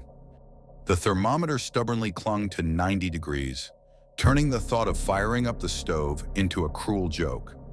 I was sprawled on the worn-out couch, the synthetic leather sticky against my bare arms, scrolling aimlessly through Reddit, half listening to Nick's attempts at culinary suggestion. Nick, my new roommate, he'd moved in last week, filling the void left by the last one, who'd bolted after some disagreements. Not that it mattered. They all moved on, eventually. I was the constant, the immovable object in a world of ever-shifting scenery, always just trying to keep the anonymity and the bills paid. Chinese? Nick's voice drifted in from the kitchen, muffled by the clatter of what I assumed was him failing to find a clean mug. I grunted, not bothering to look up from the glowing screen. Nah, they take too long. By the time it gets here, it's already cold enough to be used as a murder weapon, and probably tastes like one too. Anna, my default setting these days was cynical, a defense mechanism against a world that perpetually proved my worst suspicions correct. He emerged, wiping his hands on a towel, leaning against the doorframe. McDonald's then? I shook my head, a muscle twitching in my jaw. They always manage to screw up my order. It's a talent, really like a dark magic. But for fast food, Nick sighed, a gust of weary air. You're hard to please, Vance. A dry chuckle escaped me. Yeah, well, the world's been working overtime to displease me for a while now. Guess I'm just returning the favor. The words were out before I could stop them, a sarcastic self-deprecation that always felt a little too close to the bone. So, what culinary masterpiece do you suggest we grace with our presence tonight? He crossed his arms, an expectant look on his face. He was still new, still trying to navigate the minefield that was my general demeanor. He hadn't learned yet that I was less a person and more a walking, breathing biohazard of bad luck. I shrugged, the movement a little too tired for a Friday evening. My gaze fell back to my phone screen. An ad had popped up. Hell's Kitchen. The name seemed to pulse. an unsettling red against the dark background, and it was local, apparently, in our small, forgettable town. That's something, I muttered, more to myself than to him. What's what? Nick called out, already retreating to the kitchen, probably for more scavenging. Nothing, I yelled back, a familiar prickle of paranoia starting at the base of my neck. I knew how these things worked. The algorithms, the deep listening. It was just a stupid ad, a coincidence, right? He walked back in, still wiping his hands, the towel looking suspiciously like one of my good ones. It's just this conspiracy theory, I started, trying to sound casual, failing miserably. How the government listens in on our conversations, then gives us appropriate ads. We were just talking about food, and I got an ad for this new place in town, Hell's Kitchen. He plopped down on the couch, the springs groaning in protest, leaning in to peer at my screen. His face was a mirror of curiosity. Looks aggressive. I tapped the ad, letting it take me to their homepage. My stomach rumbled, a surprisingly normal sound in the burgeoning strangeness. Let's see what kind of culinary damnation they're offering. Navigating to the menu, the list of items stretched out, each name a theatrical pronouncement. Hell wings, Nick mumbled, his eyes widening. He loved spicy food, the kind that made lesser mortals weep. This would be right up his alley. My internal alarm bells, however, were clanging like a firehouse in a hurricane. This wasn't quirky, it was just wrong. Evil fries, I read aloud, my voice flat. What kind of name is that? They look like regular fries. Probably just charge extra for the edgy moniker. Every item had some blasphemous, infernal name. It was trying too hard, or not hard enough. Either way, it set my teeth on edge. Pizza of darkness, Nick pointed, his finger almost touching my screen. That sounds good, I recoiled, a genuine shiver tracing my spine. It has pineapple. Dude, that's not darkness. That's just a crime against nature. My cynicism was a strong shield, but some things still got through. Pineapple on pizza was one of them. Then how about Inferno pizza? Just spicy pepperoni. He sounded hopeful. I shrugged, considering, maybe, definitely sounds better than the fruit on pizza abomination. We could also get some tortured hamburgers, I added, my voice laced with mock solemnity. It was a coping mechanism, turning the absurd into a joke, even if the joke tasted like ash in my mouth. Nah, don't feel like a burger, Nick replied and then chuckled. And you say I'm hard to please. He found it hilarious. I managed a weak smile, but the humor was already fading, replaced by a growing unease. My mind, ever vigilant for the wrongness that seemed to follow me like a shadow, was already picking up threads.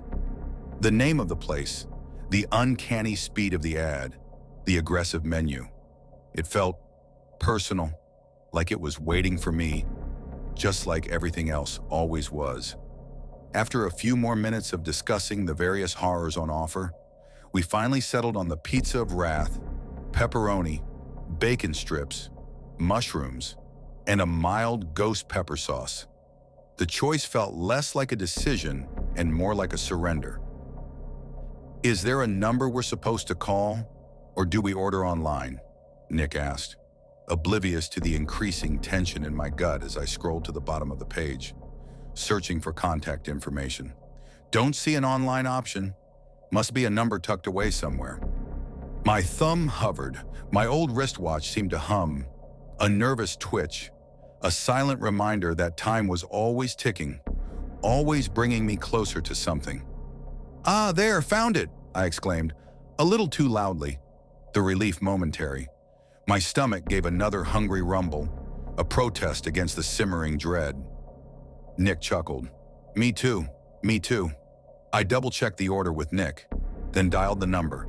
It rang once. Then it was picked up. No jingle, no automated greeting, no pleasant human voice, just a heavy, echoing silence. My hand, for some reason, felt clammy around the phone. This was already off script. Hello? Is this Hell's Kitchen? We'd like to order some food." My voice sounded brittle, thin in the sudden quiet of the room. A deep, raspy voice responded. It felt like gravel dragging over old bones, like something not quite human struggling to form words. "Yes. What would you like to have?" I swallowed hard, the dryness in my throat sudden and acute. "Okay, we'd like 2 pizzas of Wrath, small evil fries, and 2 large Cokes of Doom." Each name felt like a weight, a heavy, cursed syllable as it left my lips. I winced internally, the ridiculousness of it almost overpowering the creeping dread. "Almost?" The voice paused, a full beat of unsettling silence. "Is that all?" I glanced at Nick, who was now bent over, shoulders shaking with silent laughter. What a goddamn moron. I wasn't sure which one of us was more embarrassing in this moment. "Yes, that will be all." "Okay, it'll be delivered to you in a minute." "Wait, I didn't give you my address." I practically shouted into the receiver, but the line was already dead, the dial tone a mocking buzz in my ear. I stared at the phone, then slowly lowered it. A sigh escaped me, more a deflating balloon of exasperation and disbelief than anything else. I redialed, my thumb already hovering over the contact list for a backup plan, maybe a normal pizza place this time. "The recipient you are trying to reach is currently not available. Please try again at another time." A tinny, infuriatingly polite automated voice. "What's up?" Nick finally managed to ask, wiping tears of mirth from his eyes. "They don't have the address," I explained, my voice tight with irritation. "And now the number's disconnected. Not available." What the hell does that mean? I just talked to them a moment ago. My mind, conditioned by years of inexplicable horrors, was already bracing itself. This wasn't normal. This was the prelude. My skin crawled. Then, as if on cue, a sudden, insistent ding-dong ripped through the silence of the apartment, the sound vibrating through the very floorboards. Our heads snapped to the front door, a shared moment of incredulous horror. Nick's face, still flushed from laughter, went pale. "There's no way, right?" he whispered, his voice cracking. My heart hammered against my ribs, a frantic bird trapped in a cage. "Run!" A voice screamed in my head, a familiar primal urge that had saved my life more times than I could count. But my feet were already moving, a magnetic pull dragging me toward the door, towards the impossible. It was the same accursed impulse that made me investigate strange noises in abandoned warehouses, or pick up hitchhikers on desolate roads. My reluctant conscience, a flaw I cursed daily, was already tugging me towards the inevitable confrontation. I peered through the peephole. The distorted lens showed a man, dressed in a business suit, dark, short hair neatly coiffed. He held a couple of pizza boxes stacked neatly, a small paper bag perched on top. Professional, almost mundane, except for his eyes. They were a deep, unsettling red, the color of fresh blood on snow, or a dying ember. I didn't even know such an eye color existed naturally. My breath hitched. Every cell in my body was screaming at me to lock the door, to barricade myself, to flee. This wasn't just dangerous. This was a predator. And I was the prey. I took a deep, shuddering breath, tasting bile at the back of my throat, and opened the door. The man on the other side towered over me, a dark silhouette against the late afternoon light that somehow seemed dimmer around him. A smile, slow and deliberate, stretched across his face, revealing teeth that were just a little too white, too sharp. "Is this Jonah's and Nick's residence?" His voice was a smooth, unsettling rumble, the raspiness gone. My gulp was loud enough to be heard in the oppressive silence. How did he know my name? I never used it on the phone, much less Nick's. A cold dread, bone deep and absolute, began to coil in my stomach. This was it. This was the moment the normal world peeled back, and the true horror beneath revealed itself. I didn't need a fortune teller to tell me this guy wasn't just a pizza delivery driver. I nodded, my throat too tight to speak. His smile widened, a predatory gleam in those crimson eyes. "I have your food delivery here. My name is Lucifer." A deep, icy shiver snaked down my spine, the kind that had nothing to do with temperature and everything to do with a primal understanding of ultimate danger. My entire body screamed at me to run, to slam the door, to disappear into the anonymity I so desperately craved. Whoever was standing in front of me was not just dangerous, he was an existential threat. This felt like the dark, consuming echo of something from my past, a deep, unsettling resonance with an unremembered terror, perhaps even the lingering psychic burn of the fire that had taken my family, leaving me untouched but forever scarred. "Why don't you come inside?" Nick's voice, annoyingly cheerful and utterly oblivious, sliced through the tension, materializing beside me. I shot him a look, a desperate plea to read the room, to feel the suffocating weight of wrongness emanating from the man on our doorstep.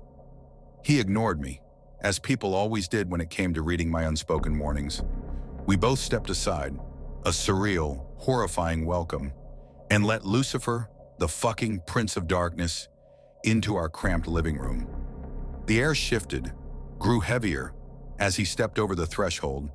It wasn't a physical change, more a psychic one, a subtle drop in the atmospheric pressure. He took a deep, deliberate breath once inside, as if savoring the mundane air of our apartment, and then walked directly to the small coffee table in front of the sofa, placing the boxes in the paper bag with an almost theatrical flourish. My voice, when it came, was a reedy whisper. "How much do we owe you?"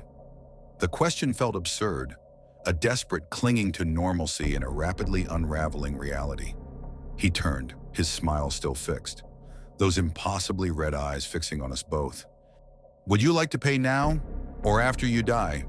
The words hung in the air, cold and sharp as shards of ice. "After I die?" I stammered, the question feeling foolish even as I asked it. My analog watch felt heavy on my wrist, a useless comfort. "Yes, you'll sign a contract to pay after your death." His voice was impossibly smooth, like silk rubbed over bone.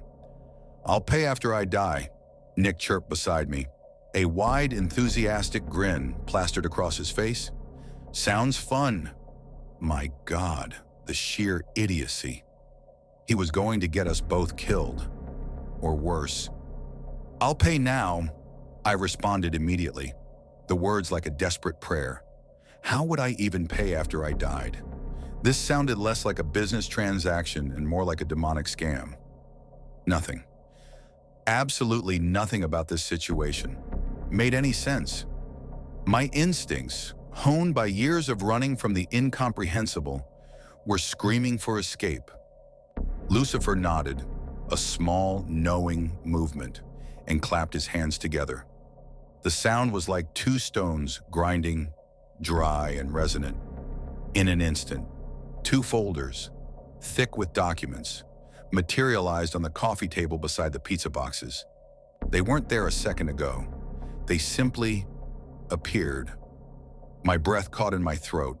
He motioned for Nick to come over, then snapped his fingers. A pen, sleek and dark, appeared between his fingers, which he handed to my utterly oblivious roommate. Nick looked genuinely excited as he took the pen, as if he'd just been given a golden ticket. Lucifer flipped open the folder on the left. "Read through this if you want. Otherwise, you can sign here and here." His long, elegant finger pointed to the bottom of the page, a perfect, unblemished nail. "Jonah, want to come over to check your contract out?" he asked, his crimson gaze sweeping over to me. My contract? I thought I'd be paying now. The dread in my stomach was solidifying, turning to cold lead. He nodded, a flicker of something unreadable in his eyes. "Yes, you will be." My legs felt like lead weights, heavy and unsteady, as I walked over. The apartment suddenly felt too small, too warm. the air thick and cloying. The contract laid out before me, stark black text on crisp white paper, seemed to mock my every attempt at reason. Service contract. This contract is between the following parties: contractor Lucifer, the Prince of Darkness; client Jonah. Upon mutual agreement, the client will have 31 days to complete the following to pay for the services provided by the contractor. 1. Consume the food that was delivered. 2. Introduce 3 friends to Hell's Kitchen. 3. Sever ties with the closest person to the client. 4. Murder a single person. Failure to comply with these terms will result in the client immediately relinquishing their rights to their soul. What the hell was this? A joke? A twisted prank? My mind reeled. Consume the food? Fine. Introduce 3 friends? I barely had 3 friends, and none I'd willingly condemn to this. Sever ties with the closest person? That was Nick, apparently the moron who just invited Satan into our living room. And murder? My gaze lingered on that last clause, a cold, hard stone settling in my gut. This wasn't just payment. This was damnation. This was a blueprint for tearing a soul apart, a slow, methodical disembowelment. It reminded me, vaguely, of the way the world had been chipping away at me since I was a kid, since the fire, since the darkness had found me. Can't I just pay with cash? I looked up at Lucifer, my voice betraying the tremor in my hands. He smiled, slow and deliberate, and shook his head. By ordering our food, you agreed to sign either one of the contracts provided. His voice was impossibly calm, impossibly assured. He wasn't giving me a choice. Not really. This wasn't a negotiation. It was a declaration. What's the other contract then? How do I pay after I die? I asked. A desperate, futile attempt to find a loophole, a less horrifying option.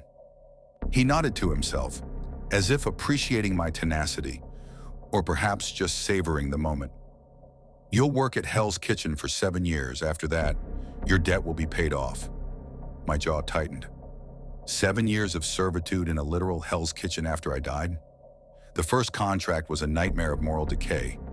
The second was eternal indentured servitude. Both felt like a spiraling descent into the abyss that had been chasing me for years. But the murder clause, I couldn't. My reluctant conscience, the one I constantly fought against, the one that always dragged me into situations I should avoid, flared. I couldn't commit murder, not even to save my soul, or perhaps, especially, not to save my soul, if that was the price. My old wristwatch, a small anchor in the storm, suddenly felt too heavy.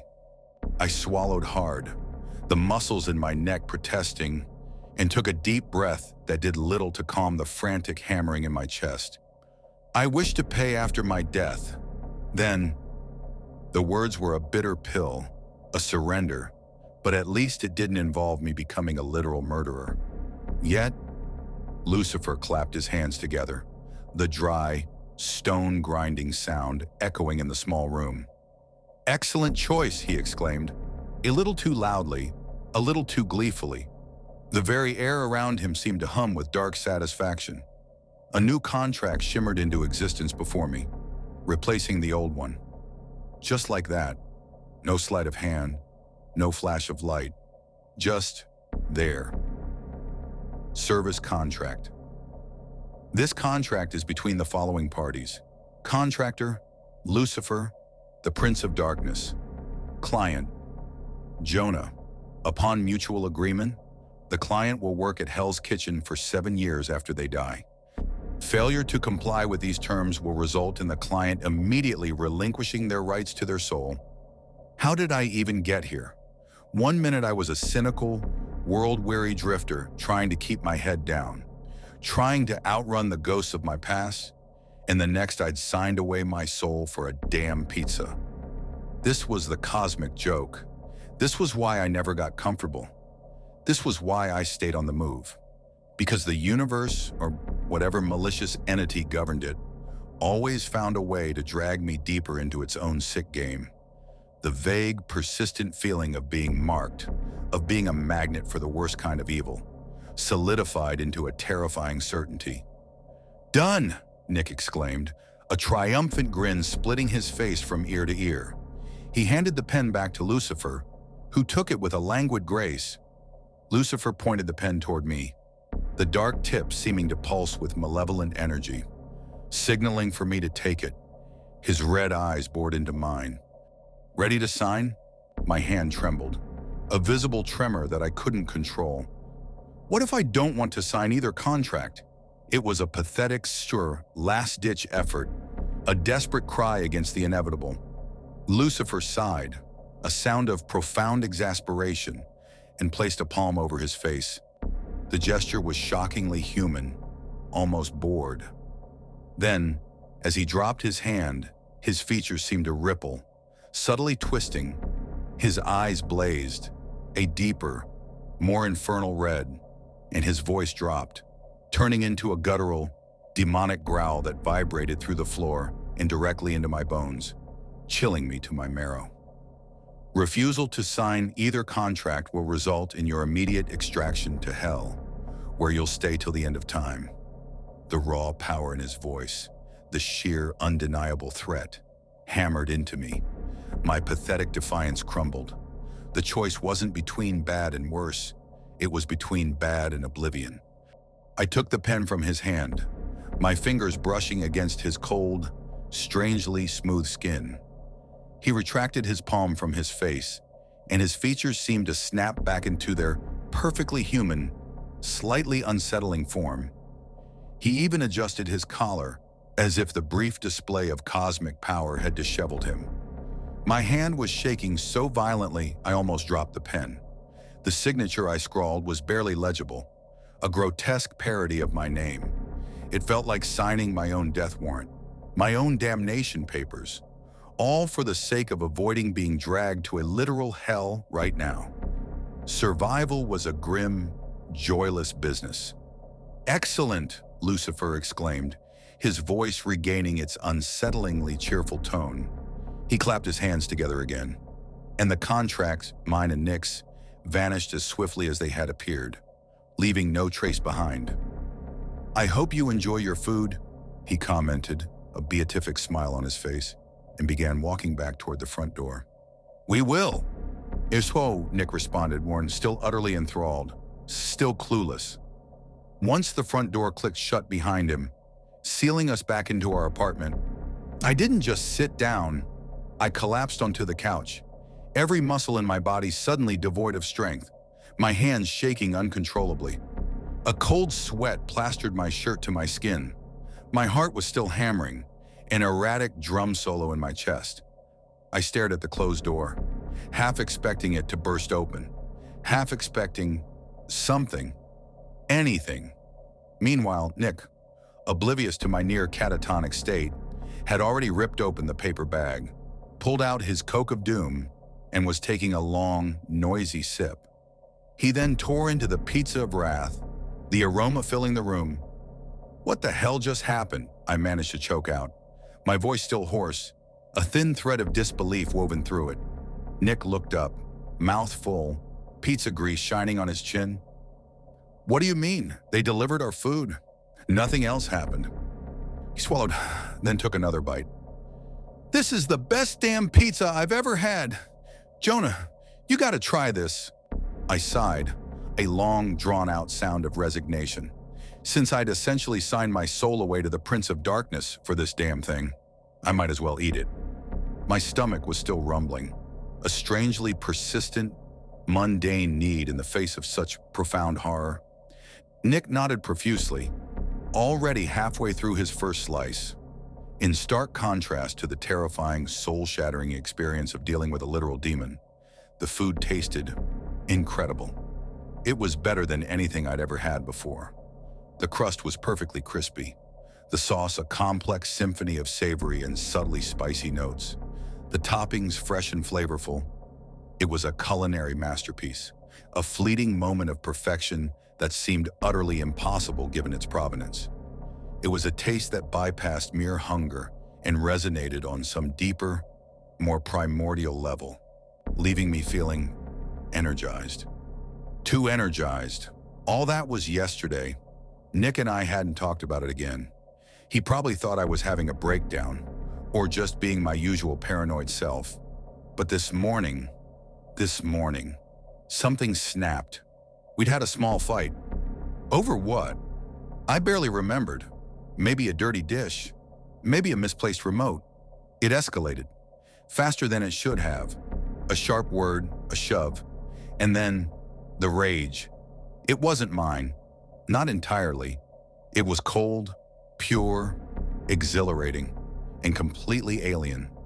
It flooded my senses, tightening my vision, sharpening my hearing. Nick's face, usually so open, contorted into a mask of similar, unholy fury. It was like looking into a mirror, but the reflection was a monster. I hadn't meant to. I didn't know what came over me, or him, but I was just so incredibly angry at everything, including him, and he seemed to be the same way. It was a dance of pure, unadulterated aggression. He swung, I ducked, I pushed, he stumbled. Then I saw the kitchen chair. My hand closed around its leg, the worn wood familiar, comforting in its solidity. And then I swung, hard. I heard the crack, a wet, sickening sound that reverberated through the apartment, and Nick's scream, shrill and animalistic. The rage, the alien fury, broke. It was like a dam bursting, leaving me drained, horrified, and utterly bewildered. The food, the damn pizza, it was 110, phenomenal. Would highly recommend. The price, however, was outrageously high. A leg, a soul, 7 years of afterlife slavery. Still, I could safely say, with a chilling certainty that scared me more than Lucifer himself, that it was worth it. And the worst part? A part of me, a small, dark, insistent whisper, was already thinking of ordering again. My go-bag was still by the door, but for the first time, the thought of fleeing felt less urgent than the promise of another taste of hell. The metallic tang of ozone, thick and acrid, was the first thing that hit me, not from the server racks humming their endless, mechanical dirge around me, but from the sickly glow of the terminal screen. Then came the face, my face, calm and disturbingly resolute, as it raised a gun to its temple. I heard the wet, choked thump as the sound carried across impossible distances and realities, followed by the sickening slide of something heavy hitting the floor. My guts twisted into a Gordian knot, the kind of cold dread that bypassed the brain and went straight for the ancient reptilian fear lodged in the spine. I tasted ash, metallic and bitter, a phantom taste of a fire that hadn't happened, or hadn't happened yet, a memory of burning timber and distant screams that were not my own, but felt like they were woven into the very fabric of my being. But before I reached that grotesque reflection, before the true horror of what humanity was willing to do to itself solidified into an undeniable truth, there was the hum of servers, the dull throb of a headache, and another long, empty night shift stretching before me. The old analog wristwatch felt heavy on my wrist, a comforting weight in a world that rarely offered such solace. I checked it again. Not for the time. The digital clock on the wall glared 02:17 a.m., mocking the antique hands, but as a nervous tick, a familiar anchor. The worn leather of my jacket chafed slightly as I shifted, leaning back in the rickety office chair, listening to the incessant low-frequency thrum of the servers in the abandoned data center. Another graveyard shift, another few dollars earned in the quiet, forgotten corners of the world. It was how I liked it, how I needed it, anonymous, transient, away from everything that felt too permanent, too real, too likely to explode into a fresh hell. This place, a forgotten wing of a tech conglomerate that supposedly specialized in future-proofing infrastructure, was usually dead quiet. Just me, the occasional rat, and the silent, blinking sentinels of forgotten data. My job was simple: walk the perimeter, check the locks, and make sure no one bothered the rows upon rows of humming steel cabinets. Boring, tedious, perfect. It kept my mind from wandering too much, from drifting back to the whispers of a past I mostly couldn't remember, or the screaming silence of the things I couldn't forget. Tonight, however, was different. A flicker on one of the old unmonitored terminals in the main control room had caught my eye an hour ago. Just a ghost of a pixel, a single green spark against the black. Curiosity, that persistent, regrettable flaw of mine, tugged at me. It usually led to trouble. But then again, what didn't? I walked over, my heavy boot falls echoing in the cavernous space. The screen was old, a CRT monitor from the 90s, yellowed with age. The text on it was gibberish, an endless scroll of alphanumeric code, but the green pixel pulsed, insistent. I brushed a layer of dust from the keyboard, my fingers thick and calloused from years of manual labor. Hesitated. Every instinct screamed, "Don't touch it. Leo, walk away. Go check the loading bay. This isn't your problem." But then that other voice, the one that usually got me into trouble, the reluctant conscience, whispered, "What if it is? What if it's something?" I typed a random sequence, something from an old movie, and surprisingly, the gibberish vanished, replaced by a single, stark phrase: "Access granted. Foresight protocol, alpha initiated." My brow furrowed. Foresight sounded like something out of a bad sci-fi flick. But the screen hummed with a new energy, the old monitor's glass buzzing against my fingertips. A cascade of information, far too complex for my tired brain, began to flow. Graphs, probabilities, projected timelines. It was like peering into the world's most terrifying crystal ball.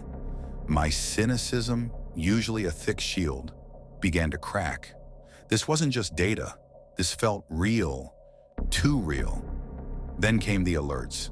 Not gentle pings, but a screaming, strobing DEFCON 1 notification that filled the screen with an angry red glow.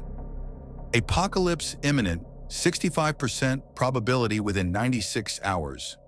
I leaned closer, my heart thumping a ragged rhythm against my ribs. My initial thought was, figures, the world's ending, and I'm stuck here watching a glorified screensaver. But even my gallows humor felt hollow in the face of such a stark, impossible warning. The screen shifted, displaying what looked like live feeds from multiple locations. Remote cameras, I realized miniature drones. They zipped through cityscapes, deserted streets, places I vaguely recognized. And then the carnage. Streaks of dark, clotted blood smeared across pavement. Not like a messy murder, but like something had been dragged.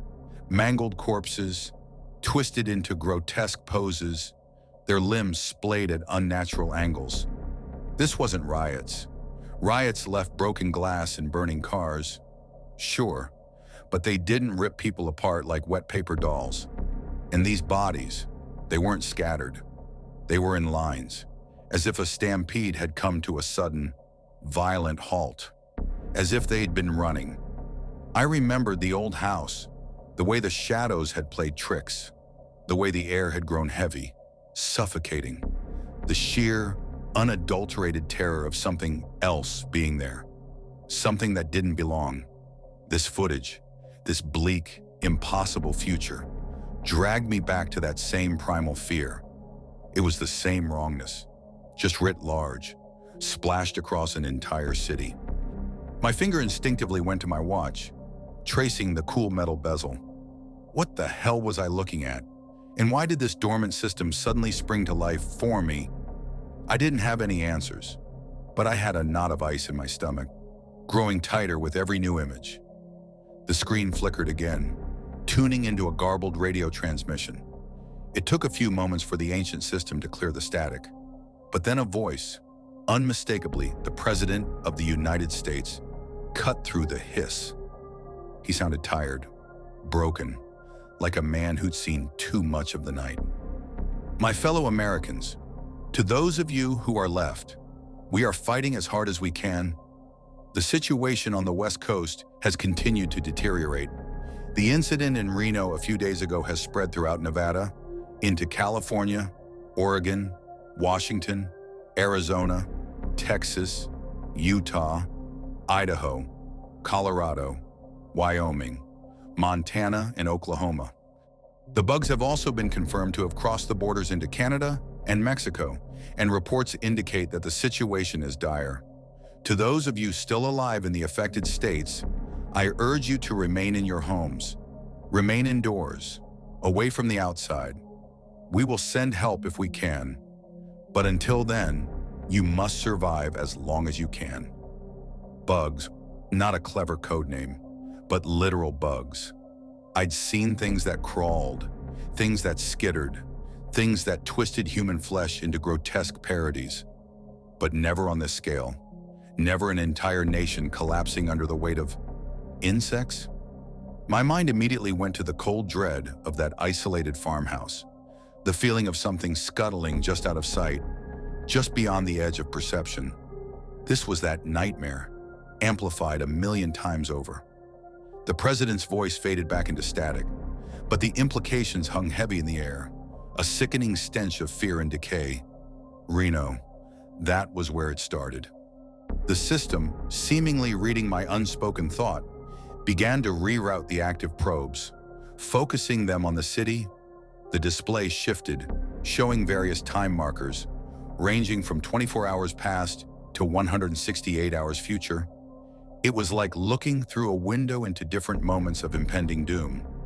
Most of the feeds from the future timelines showed the same blood-stained disaster, cars torn open, not with tools but with something immense and brutal, buildings with gaping holes, as if something had just ripped its way through the walls, and the creatures themselves.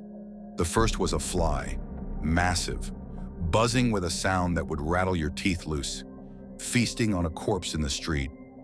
Disgusting, but not terrifying in the way the previous horrors had been.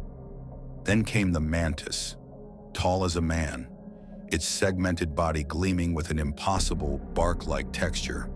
It moved with a horrifying predatory grace, its forelegs scything through the air. A probe, zipping too close, was batted out of existence with casual brutality, just gone.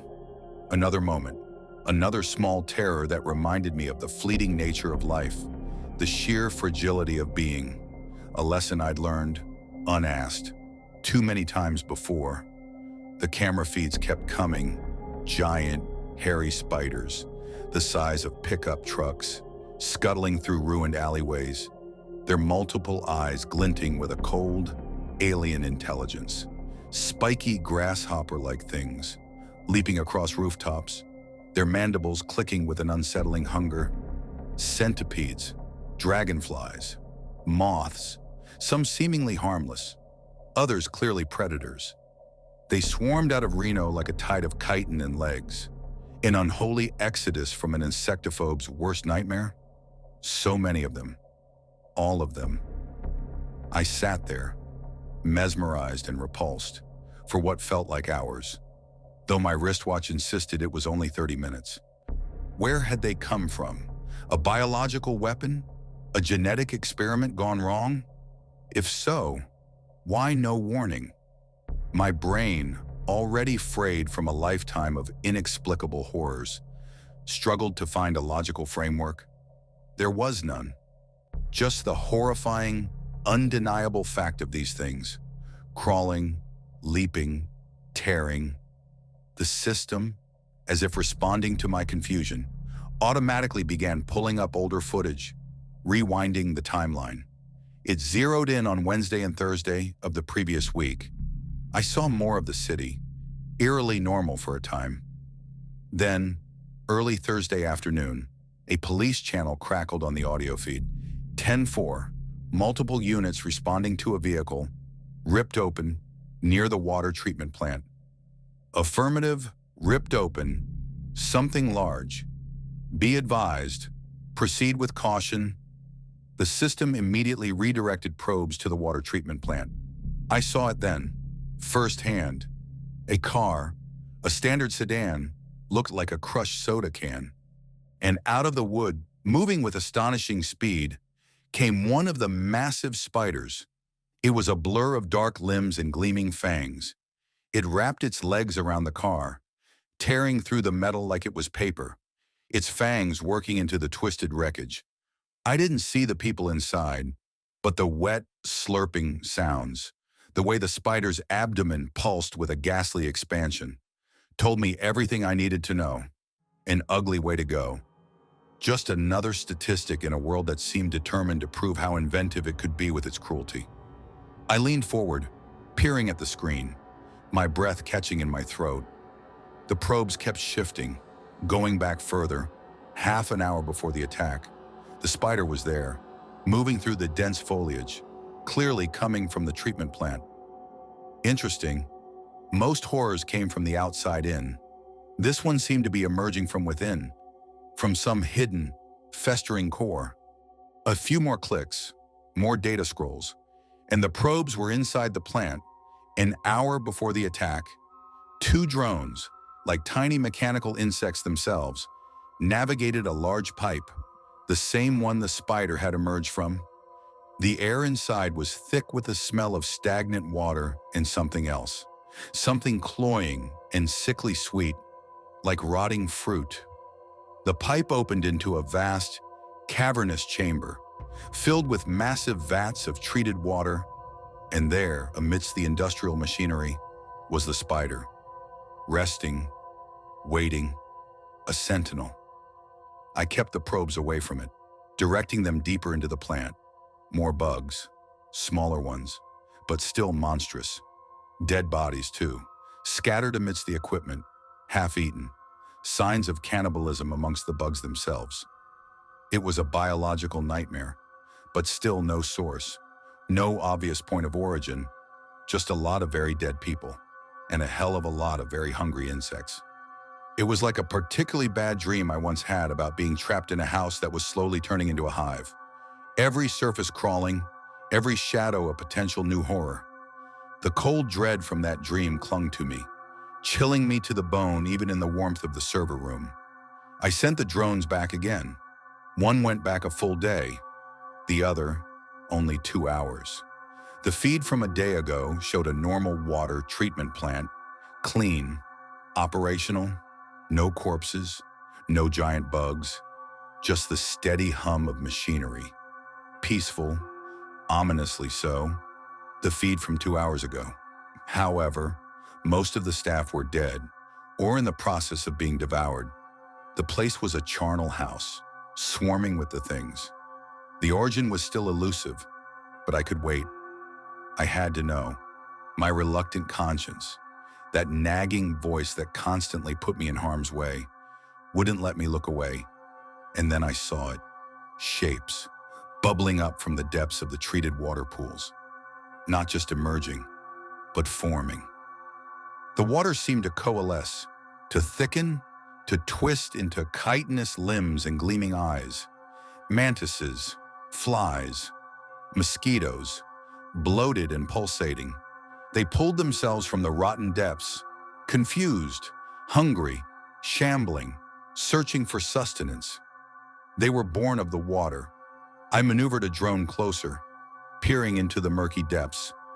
My mistake, pure and simple. One of the mantis things, quicker than thought, snatched it from the air, mistaking it for a snack. The feed went black. Figures. When the universe was this intent on delivering nightmares, you'd think it would at least have the decency to let you get a good look first. Back to the drone I'd sent a day earlier. I reset its time, sending it back to a point 3 hours before I'd lost the last one. 5 hours before the initial first contact in this particular timeline. Already, I saw a few bugs, smaller ones, hatching, squirming from the stagnant water. And then I saw him. He was standing on a balcony overlooking the untreated water pools, his posture stiff, his expression unreadable. He looked calm, too calm. No one stared at a nascent apocalypse crawling out of a city's wastewater without screaming, running, or at least throwing up, unless they damn well expected it. This was the guy, the architect, the monster. I moved the drone closer, a tight knot of anger and fear twisting in my gut. I needed to see his face, to understand who could be so detached, so clinical in the face of such horror. And then, the screen resolved, and I got my look. And the asshole was me. Not just like me. Me. The same tired eyes, the faint lines around the mouth, the stubble on the jaw, the scar above the left eyebrow from that regrettable incident in a bar in Cheyenne. It was my face. Older, harder, perhaps, but undeniably mine. I froze, my hand hovering over the keyboard, fingers shaking slightly. My breath hitched in my throat. This was a new flavor of hell. Not just a monster, but me as the monster. My mind flashed to the stories I'd heard, the old whispers of doppelgangers and shadow selves, and the chilling realization that the deepest horror might not be what you face, but what you become. As I sat there, utterly disbelieving, the man on the screen, me, slowly turned his head, his eyes, my eyes, locked onto the drone, straight into the lens, straight into my own shocked gaze. And then he smiled. It wasn't a friendly smile. It was a cold, knowing, almost pitying smile. The smile of someone who held a terrible secret and knew I was about to share it. Without breaking eye contact, he reached into the pocket of a familiar-looking worn leather jacket. A chill ran down my spine, and pulled out a piece of crumpled paper. He unfolded it deliberately, revealing a set of numbers, a radio frequency, in bold, black lettering. He was sending me a message.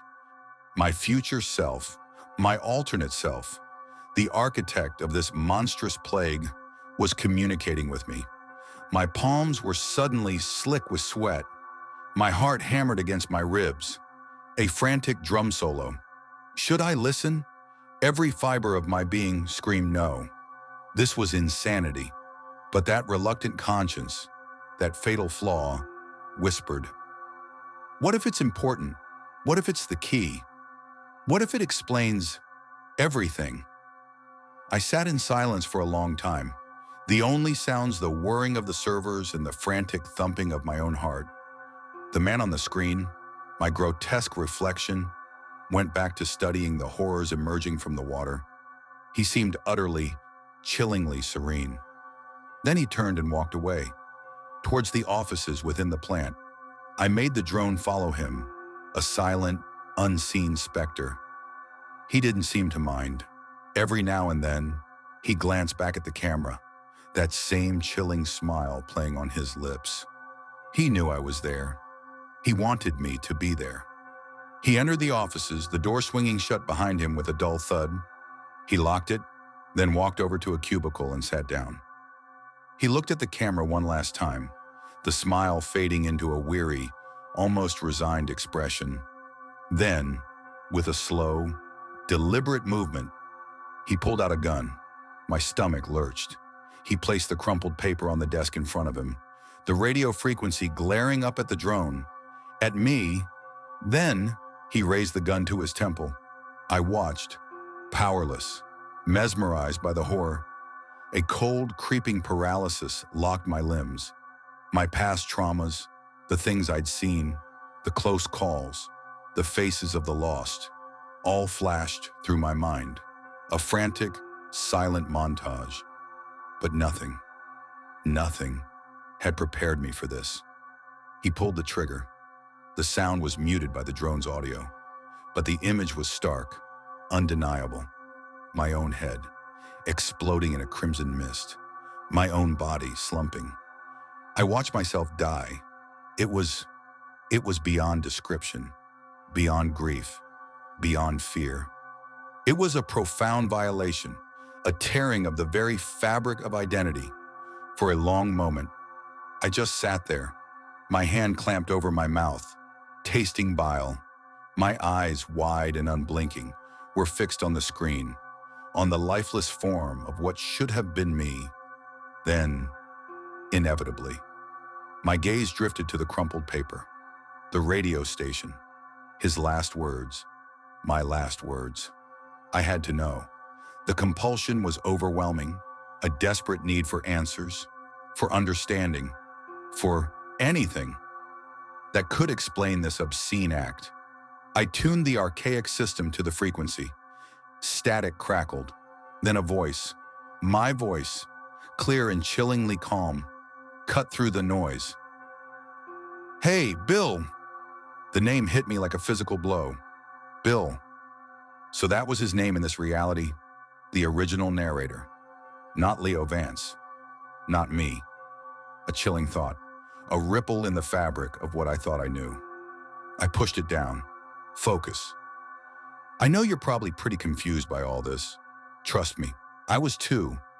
But you and I both know that I wouldn't be doing this if it didn't make sense. Use your drones.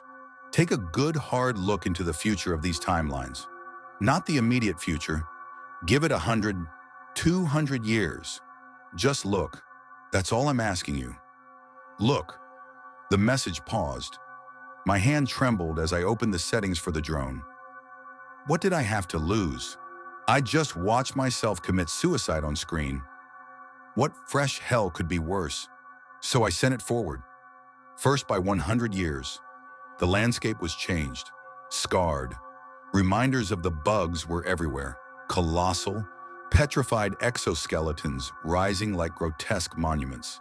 Vast tracts of land still barren, poisoned by the insect tide.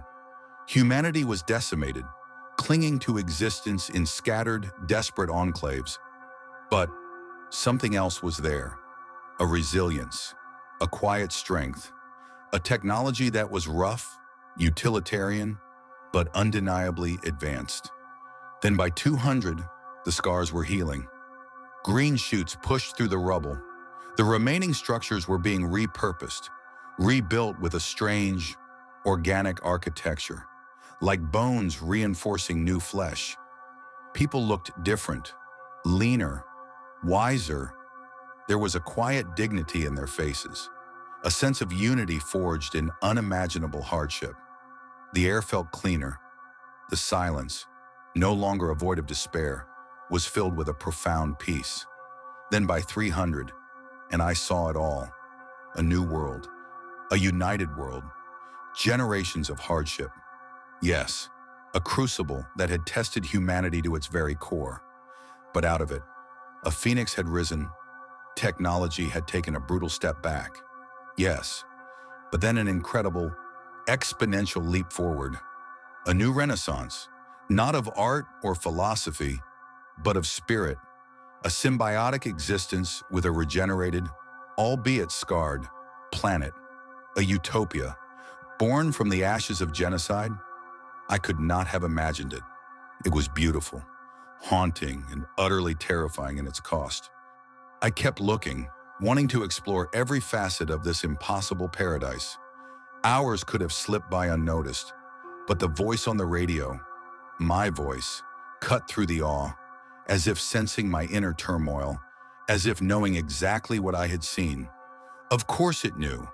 Future me would have accounted for past me's reactions. If you've seen what I've seen, then there's a way forward. There's a man, Dr. Gene Pedri. You'll find what you need there. They grow best in water, so you'll figure it out. You know what has to be done.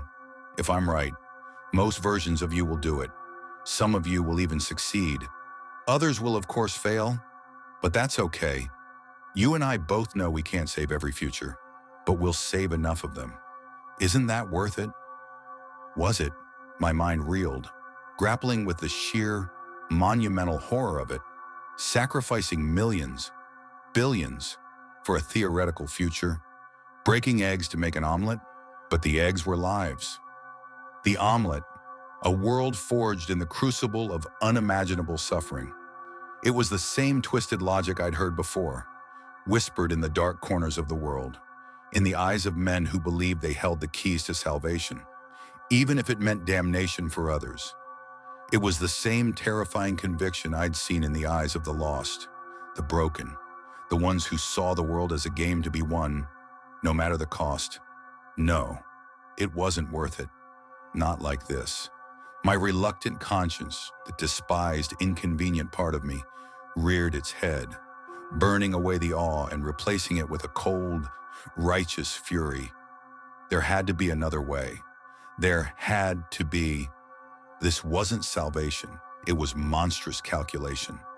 The kind of calculation that led to Sycamore Grove, to the whispers in the dark, to the horrors I kept running from. This was not a solution. This was the problem, wearing a different mask. I shut down the terminal with a violent slam of my hand, the old CRT monitor hissing as its light died, plunging the control room into near darkness, save for the blinking server lights. My breath came in ragged gasps. I was Leo Vance, not Bill, and Leo Vance didn't sacrifice the present for some theoretical, blood-soaked future. Leo Vance was a man who tried, however futilely, to save the dog, to warn the innocent, to expose the darkness, even when it meant plunging himself deeper into the abyss. My fingers instinctively went to my go bag, the familiar weight of the Maglite flashlight, the rough canvas. I had to move. I had to expose this. Foresight, Pedri, the water treatment plant. They were going to try and trigger this apocalypse, and I, the weary wanderer, the haunted everyman, had just stumbled into the eye of the storm. I pulled out my old analog wristwatch. The hands glowed faintly in the dim light, stubbornly marking time in a world that was about to be twisted out of all recognition. Time to go. My legs, though heavy with fatigue and the lingering dread of what I'd seen, felt a new, grim purpose. It wasn't heroism. It was just Leo Vance, doing the one thing he always regretted doing, but could never stop, stepping into the fire. Character count 9,879. The taste lingered on my tongue, metallic and strangely sweet, like a whisper of forbidden knowledge. Every bite had been a step closer to the abyss, and now, the flickering television screen in the motel room blared the headline, painting the horror in stark, undeniable strokes. Missing family of 3. My stomach clenched, not with revulsion, but with a horrifying, self-loathing recognition. A cold, insidious truth was settling in my gut, one that made me want to claw my own skin off. It was the same taste, the same sick, guilty pleasure that whispered of unspeakable things. I pressed the heels of my hands into my eyes, trying to erase the image of the smiling man with blood on his hands. But his voice echoed in the hollow space behind my eyelids, offering mystery meatloaf. The words were a vile, culinary punchline, and I was the unwitting, complicit guest at the table. It had all started, as these things always do, with a perfectly normal, annoyingly persistent friend, a ridiculously cheap menu, and the deceptive scent of grease and false promise, pulling me into yet another corner of this twisted map I seemed fated to walk. The small town in Missouri was exactly the kind of place I usually went out of my way to avoid. Too many eyes, too many familiar faces, too many opportunities for the past to catch up or for new horrors to manifest. I preferred the anonymity of highways and rest stops, the transient nature of a life lived between truck stops and dilapidated motels. But my current gig, a graveyard shift at a distribution warehouse on the outskirts of town, had me stuck for the foreseeable future. A temporary prison, I told myself, just until the next payroll cleared and I could point the old pickup towards another horizon. The town itself was a postcard of American folksiness. All clapboard houses and the scent of pine needles from the nearby national park. People knew each other's names, or so it seemed, waving from porch swings and pickup trucks. It was the kind of community that made my skin crawl. Tight-knit usually meant too close for comfort, too many secrets buried beneath that manicured lawn of normalcy. Then, Sam's Smash Burgers and More showed up. A new joint, opened by some tourist who decided to plant roots. The talk around the warehouse break room was all about it. mostly positive, sprinkled with a few unsettling whispers. Weird taste. Found a hair. Thought I saw a ring. I'd heard it all before. The usual gripes about any new establishment. But then someone mentioned a tooth. A human molar, supposedly. That got my attention. Not because I believed it, but because it had the distinct tang of the truly improbable, the kind of story that usually presaged a much nastier reality. The owner, Sam, a perpetually smiling man, had apparently dismissed it all as a conspiracy by the locals to keep outsiders out. A notion so ludicrous it almost looped back around to believable. Almost. Come on, Leo, man, you gotta try it, Trey insisted, practically vibrating with enthusiasm. Trey was another reason I was stuck here. He was my shift supervisor, a genuinely good guy who had taken a shine to me, despite my best efforts to remain a polite, professional enigma. He kept pushing, kept badgering, rattling off how amazing the food was. Seriously, dude, 15 times already, and I've never found anything weird. Sam's a good guy. He clasped his hands together in mock prayer, his eyes wide.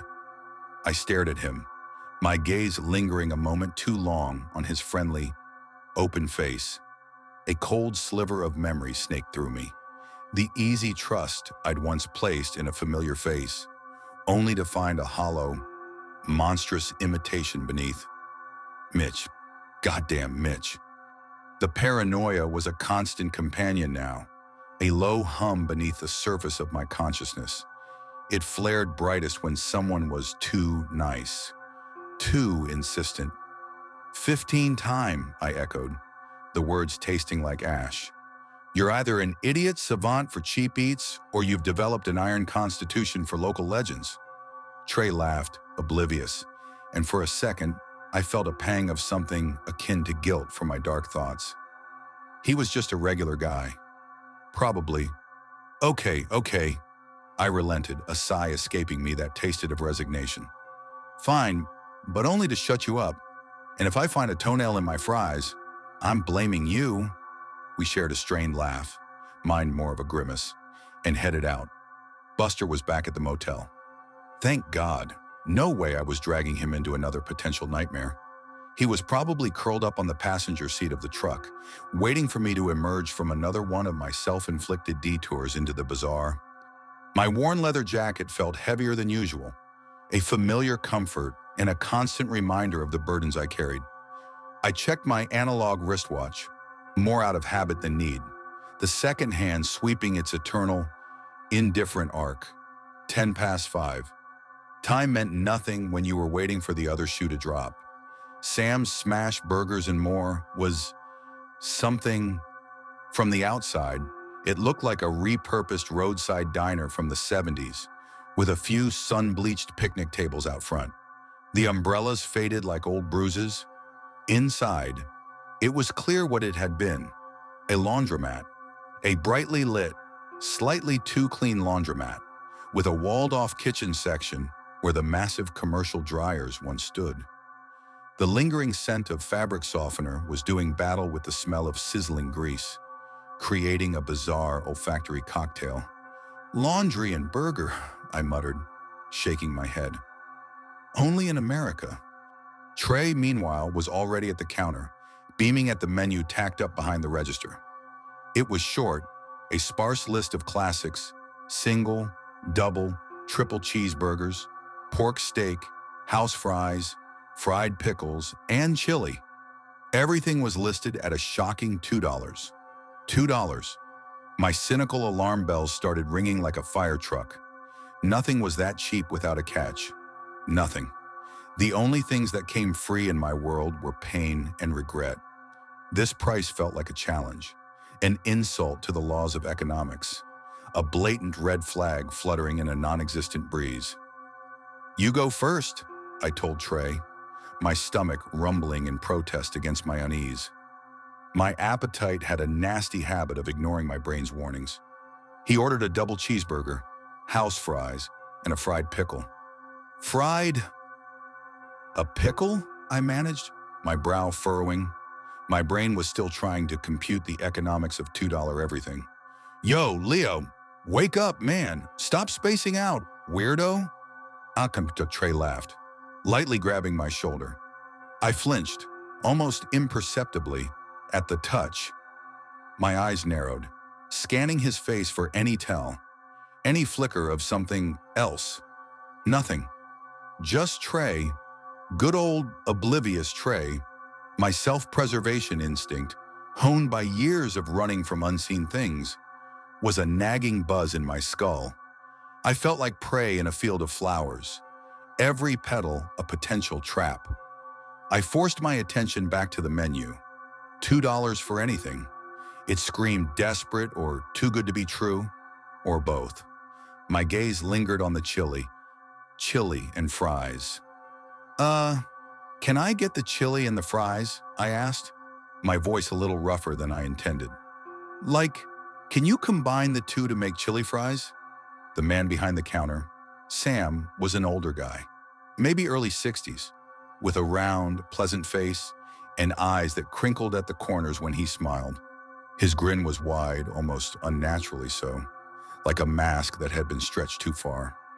It brought a shiver down my spine, a faint echo of the chilling artistry I'd witnessed in that pristine, antique-filled house where beauty was just a mask for decay. Olivia, her house had been a meticulously curated tableau, just like this man's smile felt curated. Certainly, Sam boomed, his voice ridiculously ebullient. It'll be about 30 minutes, okay? We make everything fresh and hot. 30 minutes.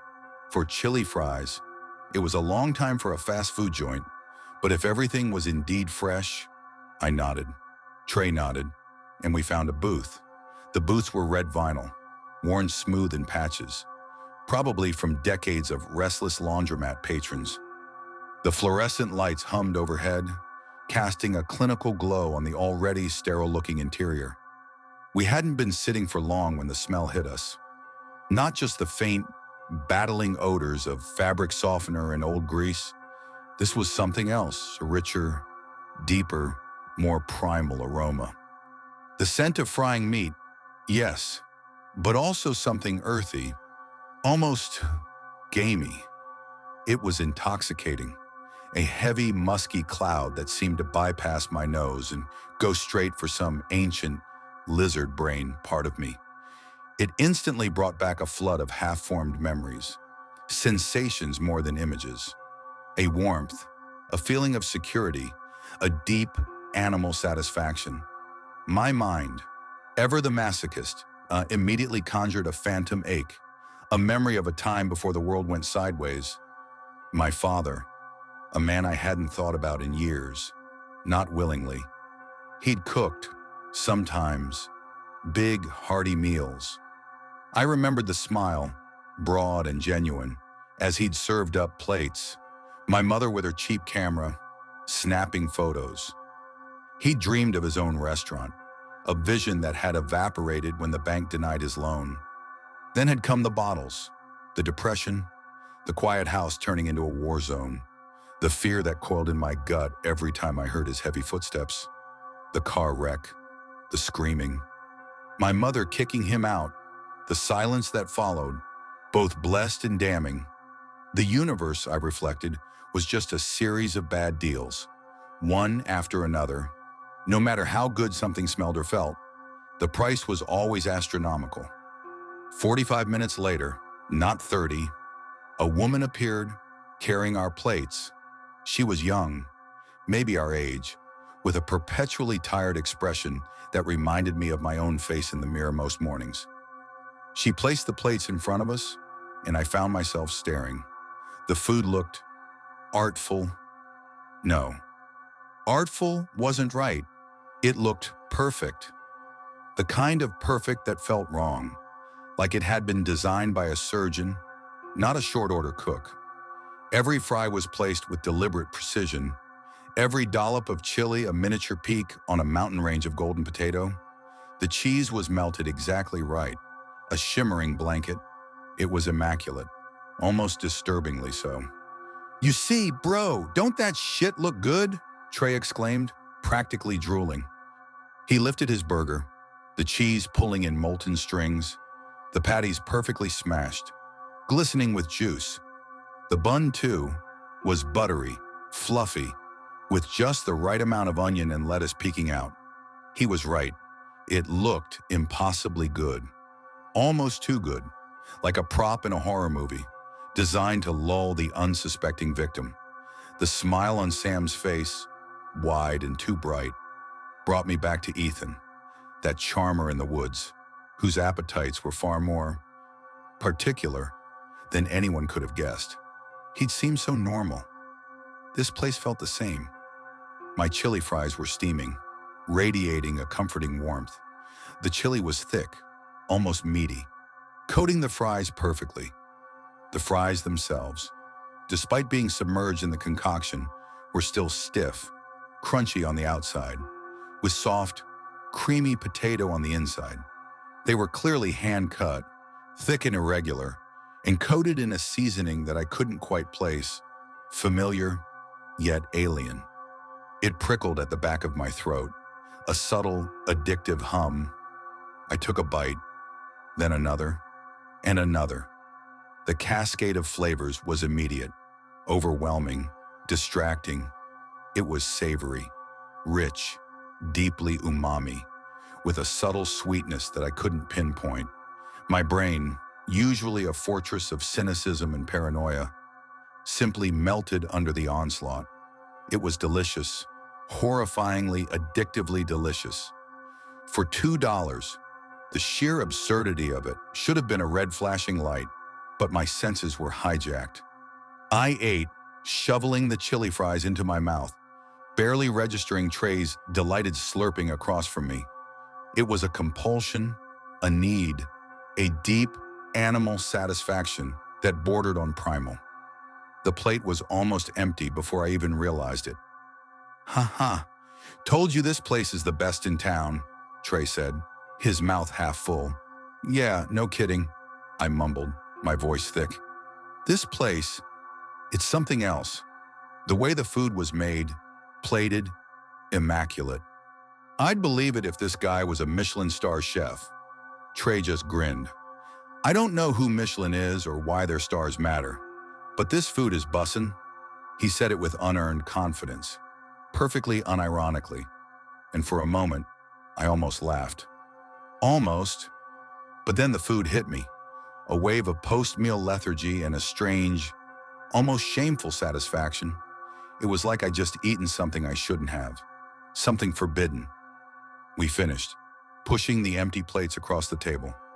When we stood to return them to the counter, that's when I heard it, a faint sound, almost imperceptible beneath the low hum of the laundromat dryers and the clatter from the kitchen.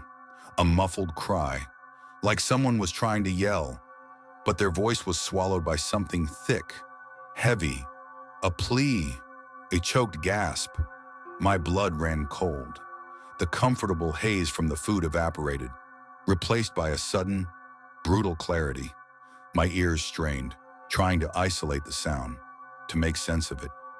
The desperate, muffled sounds from the kitchen clawed at the edges of my hearing, a familiar echo of that cold, dead whisper on the mountain pass, or the pleas I'd heard from behind sealed doors. The kind of sound that meant someone was in trouble, the kind of sound I usually ran from. My stomach nodded.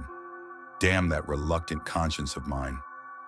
"Hey, bro," I asked Trey, my voice low, barely a whisper. My hand went to my wrist, my fingers tracing the cold metal of my watch, a grounding tick. "Do you hear that? It sounds like someone trying to yell." Trey paused, his brow furrowed. He tilted his head, listening, then he shrugged, dismissing it. "Nah, I don't hear a thing. I think you're just crazy, 'cause I was right. And you're trying to find something wrong with this place." He laughed, a short, snickering sound. The kind of sound normal people made when faced with something abnormal. The kind of sound that made me want to scream. I wanted to believe him. God, I wanted to believe him. That I was just crazy. That my brain, perpetually haunted, was manufacturing horrors where none existed. It was easier to think that. It always was. Why would anyone risk this? Risk everything for a $2 burger joint?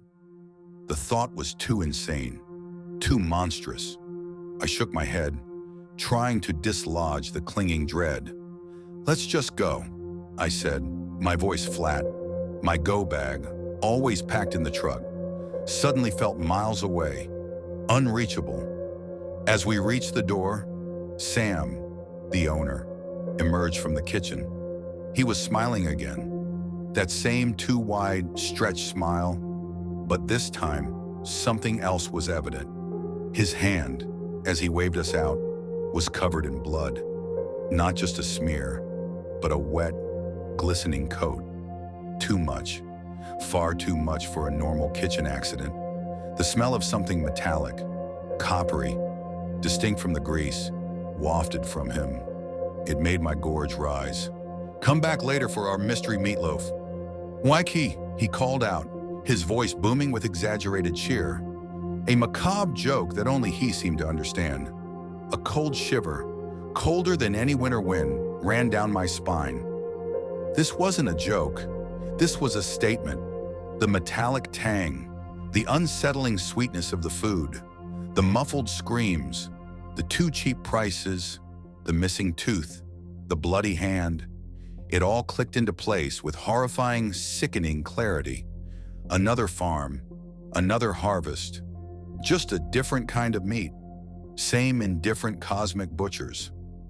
The thought chilled me to the bone, not just because of the gruesome implication, but because it resonated with a deeper, more profound dread, a chilling echo of that impossible, boundless farm I'd glimpsed in my worst moments, where existence itself felt like nothing more than a carefully curated feeding ground for unspeakable things.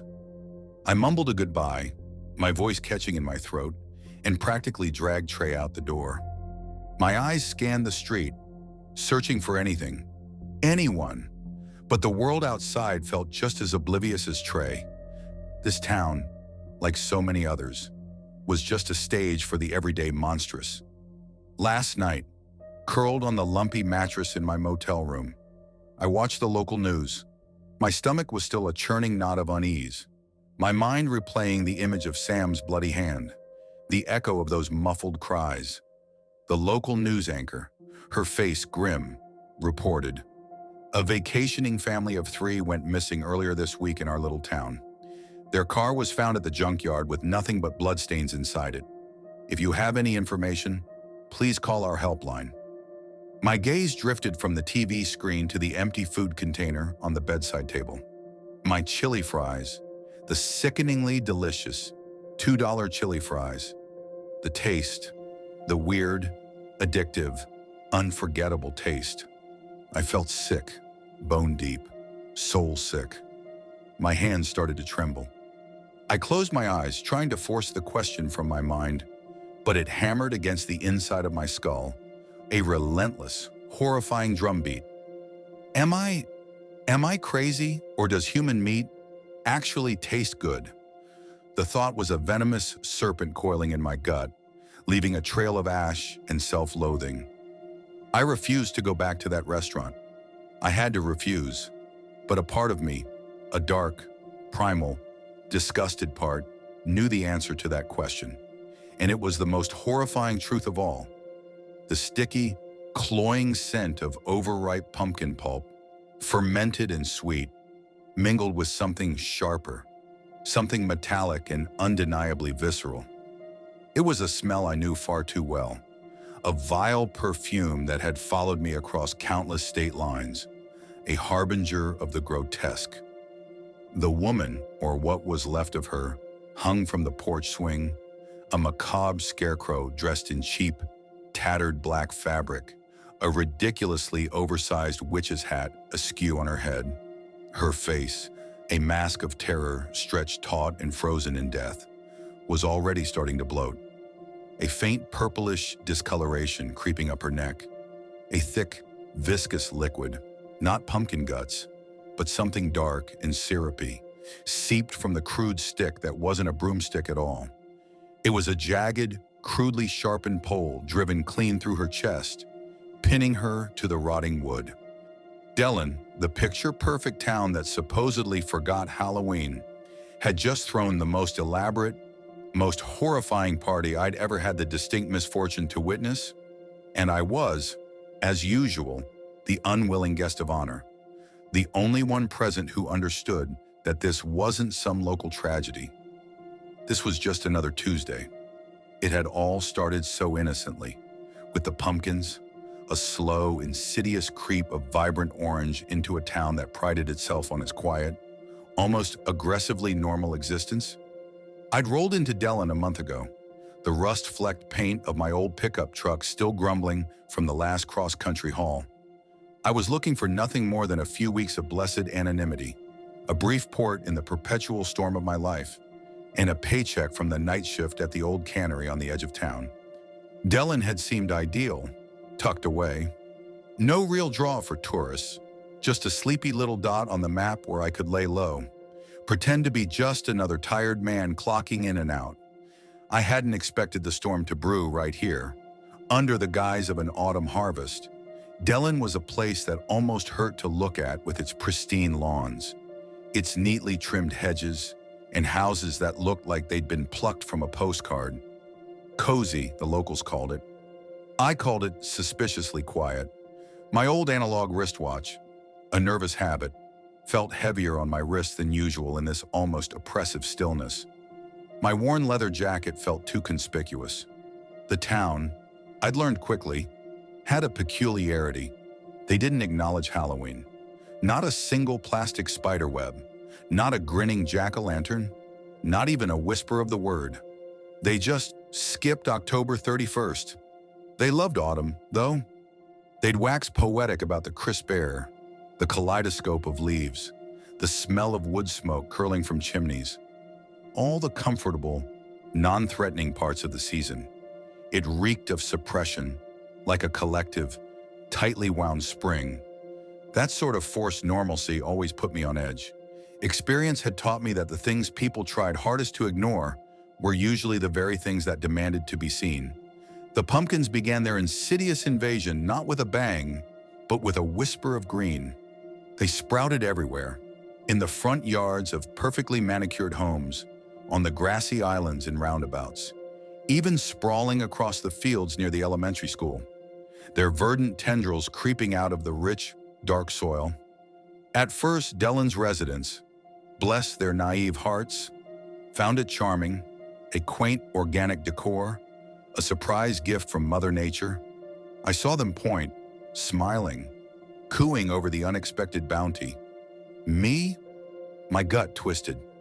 Nothing that appears so suddenly, so universally, and so perfectly in an otherwise tightly controlled environment is ever a gift. It's always bait. The air, though growing colder, felt strangely thick, almost viscous, especially around the burgeoning patches. A faint, earthy sweetness, like decomposing leaves in damp soil, hung heavy, an overture to something far less bucolic. I found myself instinctively checking my old wristwatch more often.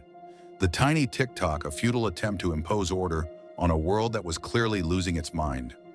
The first hints of orange appeared, then exploded. Soon, the entire town was awash in the plump, undeniable gourds. From the porch of the small, dusty room I rented from Eliza, a woman whose eyes held a permanent tremor of suppressed anxiety. I could count dozens, maybe hundreds. Quite the prank, isn't it? Eliza had chuckled one morning, her voice thin. She was one of the few who seemed truly uneasy, her nervousness a familiar echo of my own deeply buried dread. Her home, unlike most in Dellen, felt slightly off, not haunted, not yet, just a quiet tension, like a string pulled too tight. Prank? I'd grunted, stirring my lukewarm coffee. My internal monologue, as usual, was far more cynical. Nobody plants this many pumpkins as a joke. This isn't a senior class project. It's a goddamn agricultural apocalypse. Seems a bit elaborate for a few bored teenagers. Eliza? She had simply nodded, her gaze fixed on a particularly large specimen near her rosebush. Her face, usually pale, looked almost translucent in the morning light. Her hands, clasped together, had a faint tremor. Dellen, meanwhile, embraced its new identity with disturbing zeal. The pumpkins became the town's singular topic of conversation. The local diner, a greasy spoon I frequented for its anonymity, started churning out pumpkin-spiced everything: coffee, pancakes, even a pumpkin burger that made my stomach curdle just thinking about it. The bakery had pumpkin biscuits, the candy store pumpkin caramels. They were omnipresent, an orange tide slowly rising, swallowing Dellen whole. People began to harvest them, excitedly bringing them indoors, decorating their porches, even trying to carve faces into them.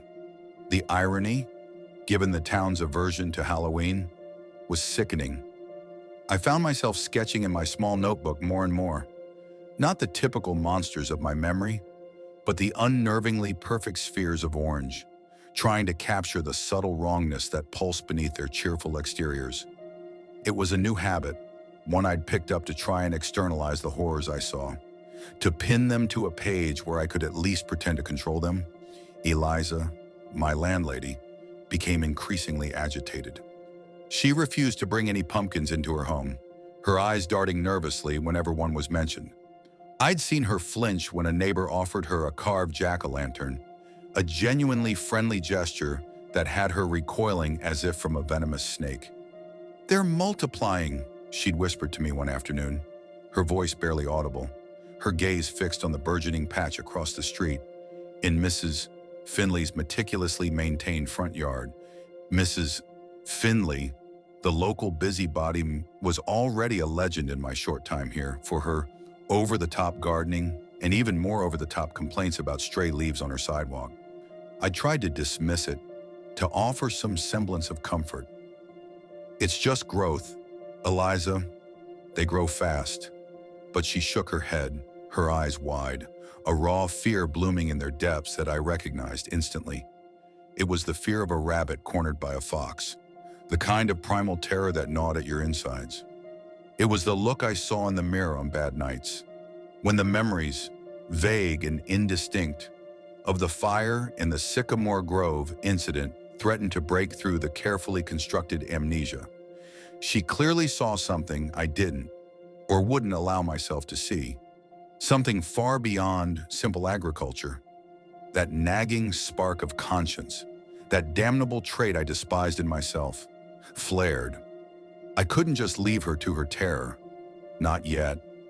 The rattling noises started shortly after that, a subtle undercurrent at first, barely noticeable. I was on the night shift, stocking cans of peaches and corn in the cavernous, echoing warehouse. The air was thick with the metallic tang of machinery oil and the dusty sweetness of dried fruit. Sometimes, when the industrial fans whirred down, I'd hear it, a faint, almost delicate clatter, like dry gourds bumping against each other, carried on the anemic breeze from town. I'd pause, hand hovering over a box of diced tomatoes, my head cocked. My old wristwatch, its luminous dial a tiny green beacon in the dimness, was checked, then checked again. 2 a.m., 3 a.m., the witching hours. I dismissed it as squirrels or raccoons, or maybe the cannery's ancient pipes groaning in the cold. But the sounds persisted, growing bolder, punctuated by something else, a faint, high-pitched giggling, like children's laughter carried on a capricious wind. It wasn't the innocent sound of kids playing. It was thin, reedy, too joyful, too knowing. It scraped at something deep inside me, a primal unease that resonated with the forgotten horrors of my own past. My gut clenched. This is why you don't stay anywhere too long, Vance. This is why you keep moving. One night, the laughter was closer, too close. I was lying in bed, the flimsy curtains doing little to block out the oppressive darkness of Dellen after midnight. The window was directly above my head. The rattling started, not just one or two, but a whole chorus of them, accompanied by a soft, rhythmic thumping. Then the giggling, clear as a bell, Right outside my window, my blood ran cold. My go bag, always packed and ready by the door, seemed a million miles away. This wasn't some local wildlife, not some drunk teenagers. This was organized. My body froze, every muscle taut. I strained my ears, hearing distinct, light footsteps crunching on the dry grass. Too many sets of feet. My eyes, opened just a sliver, caught a flicker of warm, orange light outside, like dozens of candles had been lit simultaneously. The silence in Dellen was usually so profound, you could hear the blood rushing in your own ears. Tonight, it was punctuated by this unnatural symphony of bumps, thumps, and unsettling laughter. My curiosity, a fatal flaw that often overrode my survival instincts, got the better of me. I slipped out of bed, my feet meeting the cold wooden floor with a soft thud. I moved like a ghost, low to the ground. My worn leather jacket pulled tight around me, its familiar weight a meager comfort. I crawled to the window, slowly, agonizingly slowly, pulling back the edge of the flimsy curtain just enough to peek. The street was empty, deceptively so. The only light emanated from across the way, from Mrs. Finley's house. It was bathed in an eerie, flickering orange glow. And then I saw her, Mrs. Finley herself, hunched low in Eliza's front yard, a glint of metal in her hand, a knife. She was cutting one of the pumpkins, the one Eliza had been so wary of, the one near the rose bush, the largest, plumpest one. My stomach dropped. And then, as if on cue, she stopped, her head, incredibly slowly, lifted, her eyes, even from my darkened window, even in the dim, flickering orange light, seemed to pierce through the night, through the glass and through the flimsy curtains, and right into my skull. My heart hammered against my ribs like a trapped bird. I was in a dark room, practically invisible. There was no way she could have seen me, but I felt it. The cold, unblinking focus of her gaze. Mrs. Finley, in daylight, was just a shrill, complaining old woman. But now, bathed in the strange, pulsing light of the pumpkins, her face a pale, unreadable mask. She was something else entirely, something ancient and predatory. I ducked back, a wave of nausea washing over me, scrambling back to my bed, pulling the threadbare blankets over my head. I squeezed my eyes shut, trying to convince myself it was a dream, a trick of the flickering light and my overactive imagination. Just a dream, Vance. Just a dream. But the cold dread that seeped into my bones was all too real. It was the same cold dread that had taken root in my childhood. After the fire, after Sycamore Grove, a phantom limb of fear that still throbbed, waiting for triggers like this. I didn't speak to Eliza about what I'd seen. The words felt too heavy, too impossible to voice. I almost succeeded in bearing the memory, until the insistent ring of the doorbell shattered the morning's fragile peace. My hand, without thinking, went to my wristwatch, thumb tracing the cold metal of the bezel. Then, an idiot impulse, I strode to the door and pulled it open, only to be greeted by the unnervingly wide, yellow-tinged smile of Mrs. Finley herself. She was holding a pie, still steaming, radiating a heavy, sweet aroma of cinnamon and something sickly earthy. Pumpkin pie. "Morning, dearie," she chirped, her voice too sweet, too light. Her eyes, those cold, piercing eyes from the night before, glinted with an almost unnatural delight. "I was baking all morning and thought I'd bring you some. Fits the season, doesn't it?" She winked, a slow, deliberate movement that sent a shiver down my spine. My mouth felt dry. I stood there, mute, a knot forming in my stomach. What do you say to a woman you saw committing an act that felt profoundly wrong, who now stood on your porch holding a baked offering? Before I could stammer out a response, Eliza materialized behind me, her face even paler than the previous day. She held herself rigid, her hands clasped tightly in front of her. "Oh, Mrs. Findlay," Eliza managed, her voice strained, a polite mask barely concealing the terror beneath. "How thoughtful. But really, you shouldn't have.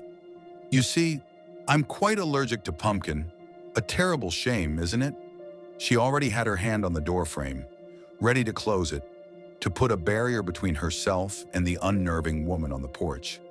The sheer force of her unspoken fear was palpable. I could feel it, a cold, clammy presence in the air. "Nonsense!" Mrs. Findlay's voice cut through the strained politeness, sharper now with an edge of something insistent, dominant. "Let your lodger enjoy it then. He looks like he could use a good meal, doesn't he?" Her gaze, too knowing, too deliberate, swept over me. The pie, the smell of which was now making my head swim, was pushed forward. It did smell good, in a sickening sort of way. Like the best pie you'd ever eaten. A forbidden fruit, perfectly crafted to tempt and deceive. Eliza hesitated, her eyes wide with internal conflict. But Mrs. Findlay pressed the hot tray into her hands with such an unyielding, determined force that Eliza had no choice but to accept it. Without another word, Mrs. Findlay simply turned, a wide, unsettling smile still plastered to her face, and walked back to her house. The silence she left behind was heavier than any sound. Eliza slammed the door shut the moment Mrs. Findlay was out of sight. Her hands trembled as she clutched the pie tray. She walked to the kitchen, almost at a run, and without a moment's hesitation, lifted the lid of the trash can and dropped the entire pie inside. The soft splat it made was the only sound in the tense quiet. "Do not talk to that woman again. Leo, not a word. Do you understand?" she demanded, her voice tight with suppressed panic. She rarely used my name. "Eliza, what the hell is going on?" I finally managed, my own voice rougher than I intended. "I saw her last night, outside, with a knife. What was she doing?" Her head snapped up, her eyes wide and piercing, the tremor in her hands now a full-blown shake. "What did you see? Was it just her? Or did you see anyone else?" The questions came in a rapid-fire whisper, laced with an urgency that chilled me to the bone. "It was just her," I lied, conveniently omitting the giggling and the faint, glowing lights, the memory of which still prickled my scalp. "Just her, cutting a pumpkin. Why are you so freaked out? What's going on?" Eliza sagged against the counter, letting out a long, ragged sigh that sounded less like relief and more like a surrender. She tried to smile, a grotesque distortion that tugged at one side of her face. "From now until November begins, you will not leave this house when the sun goes down. Leo, not for work, not for anything. Do you understand? I'm going to the shop now.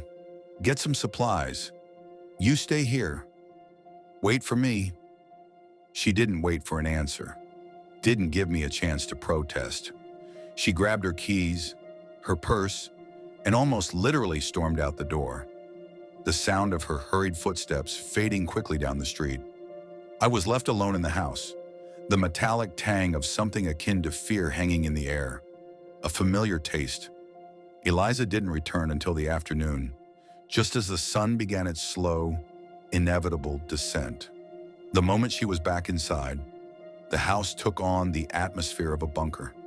She hadn't been alone in her apprehension.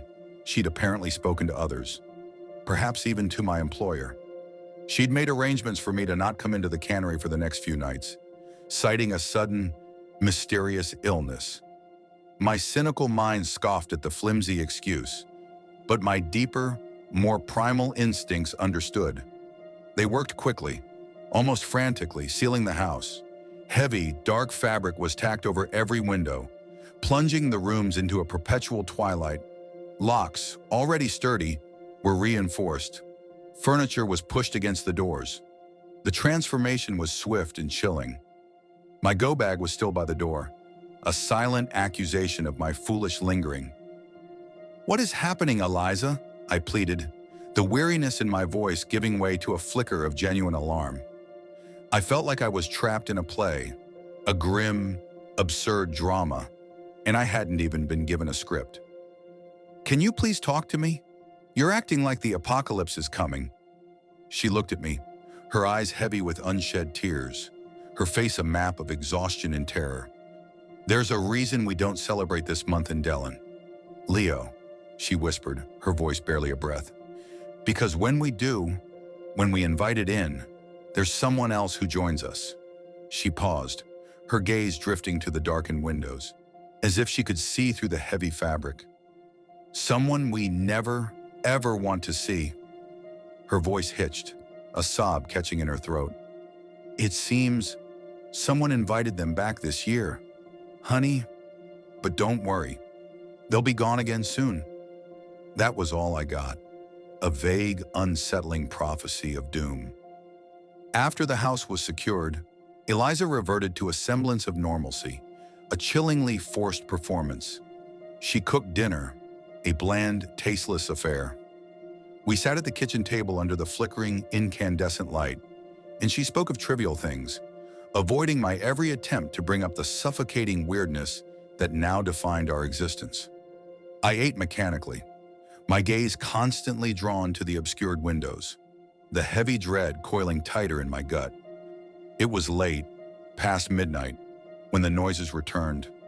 I was in the living room, trying to read a dog-eared paperback, Eliza dozing fitfully in an armchair opposite me. The air was thick and heavy, the silence inside the house almost suffocating. My analog wristwatch felt like a dead weight. Then, a faint rattling, the soft, rhythmic thump, and then, the giggling. This time, it wasn't distant, it was right outside the walls, almost directly behind the makeshift curtained windows. It was no longer just Mrs. Finley. I heard distinct, multiple voices, hushed and full of a dreadful glee. They sounded like children, unnatural children. Eliza's eyes snapped open. She sat bolt upright, her hand flying to her mouth, her eyes wide with naked terror.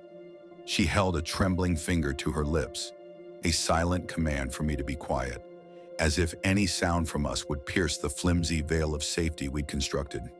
Even I, cynical and jaded, felt a tremor run through me. This wasn't a prank. This was a siege. The noises grew louder, bolder, the rattling, like handfuls of dry seeds being shaken in an invisible gourd.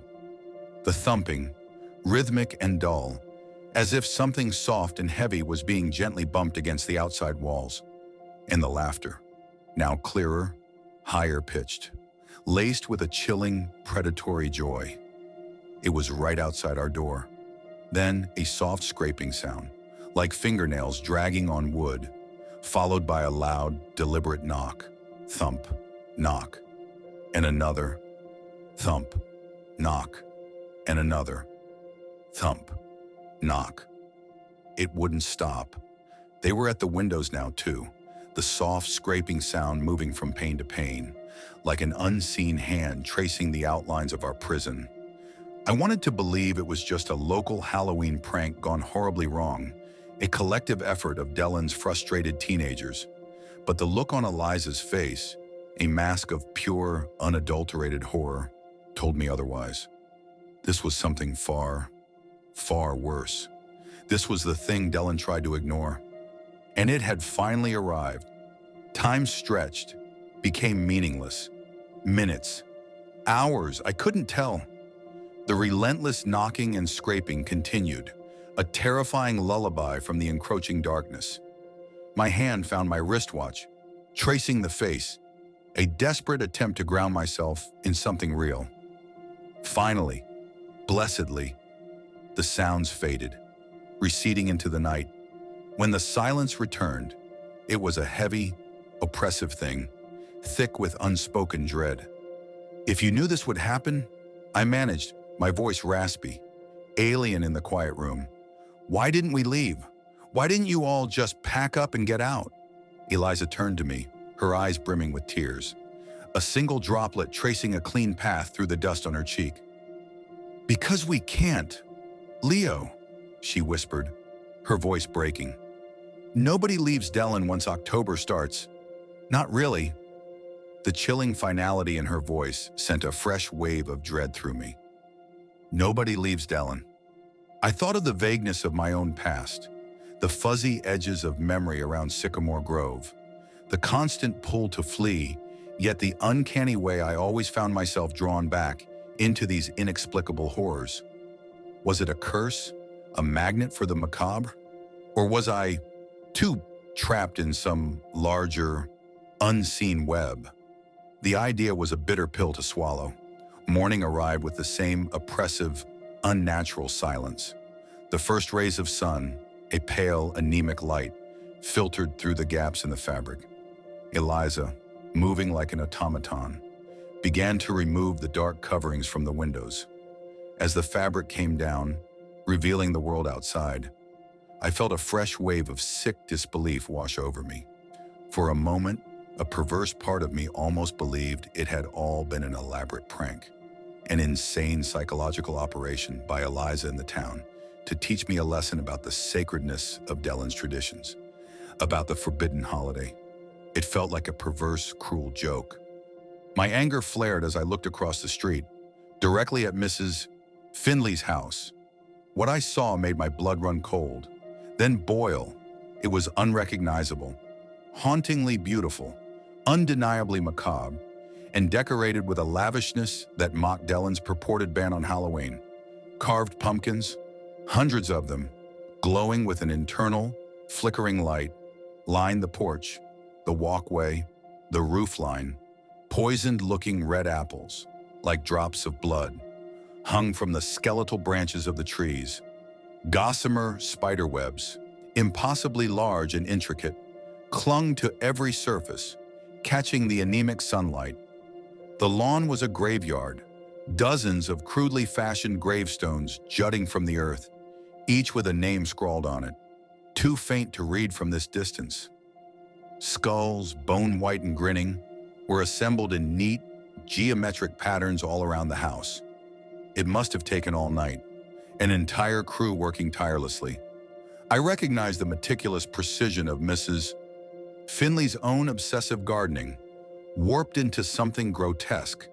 And then I saw the centerpiece, a figure hung from a thick rope on the porch, a witch, dressed in all black, with a tall, pointy hat and a broomstick clutched in its hand. It was too large for a typical Halloween decoration, too lifelike. A sticky, dark liquid, glinting wetly, was dripping from the end of the broom. It looked like blood. My cynical heart gave a tired thump. Of course it does, Vance, of course it does. I walked out of the house, drawn by an unwilling, morbid curiosity, my hand going to my wristwatch, checking the time that no longer seemed to matter. Dellen's other residents, a small knot of them, stood transfixed, staring at Mrs. Finley's house, their faces a mixture of shock and dawning horror. I got closer, the sweet decay of pumpkin and that familiar metallic tang growing stronger. My boots crunched on fallen leaves, on something else, a small orange shard of pumpkin skin, stiff and cold. My eyes fixated on the dripping liquid. It didn't just look like blood. It was blood. Dark, viscous, pooling on the porch planks. And the witch wasn't holding a broom. The stick, splintered and rough, was pierced clean through the figure's hand, through its chest. The last horrifying realization hit us all like a physical blow. The small crowd, previously murmuring, fell silent, a collective gasp. This wasn't a decorative witch hanging from a rope. It was Mrs. Finley's dead body, posed, impaled, and offered up like a grisly sacrifice. The smile on her face, that unnervingly wide, yellow-tinged smile she'd given me when she offered the pie, was still there, stretching her lips in a grotesque rictus. Mrs. Finley's house was the first. It would not be the last. The orange tide had reached its zenith, and the unspoken rule of Dellen had been shattered beyond repair. Eliza's words echoed in my mind, a chilling prophecy. When we invite it in, there's someone else who joins us. Punanum, and now they were here. The town that meticulously erased Halloween from its calendar had, paradoxically, created the perfect, isolated playground for something truly ancient and hungry to finally feast. Dellen, the cozy, quiet little town, was no longer quiet. It was screaming, and I, the weary wanderer, was once again caught in the middle of it.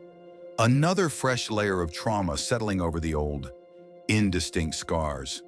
My past, that shapeless horror that had driven me to this life of constant flight, felt more present than ever, a silent companion to the new, orange-tinged terror. Total characters. 9940.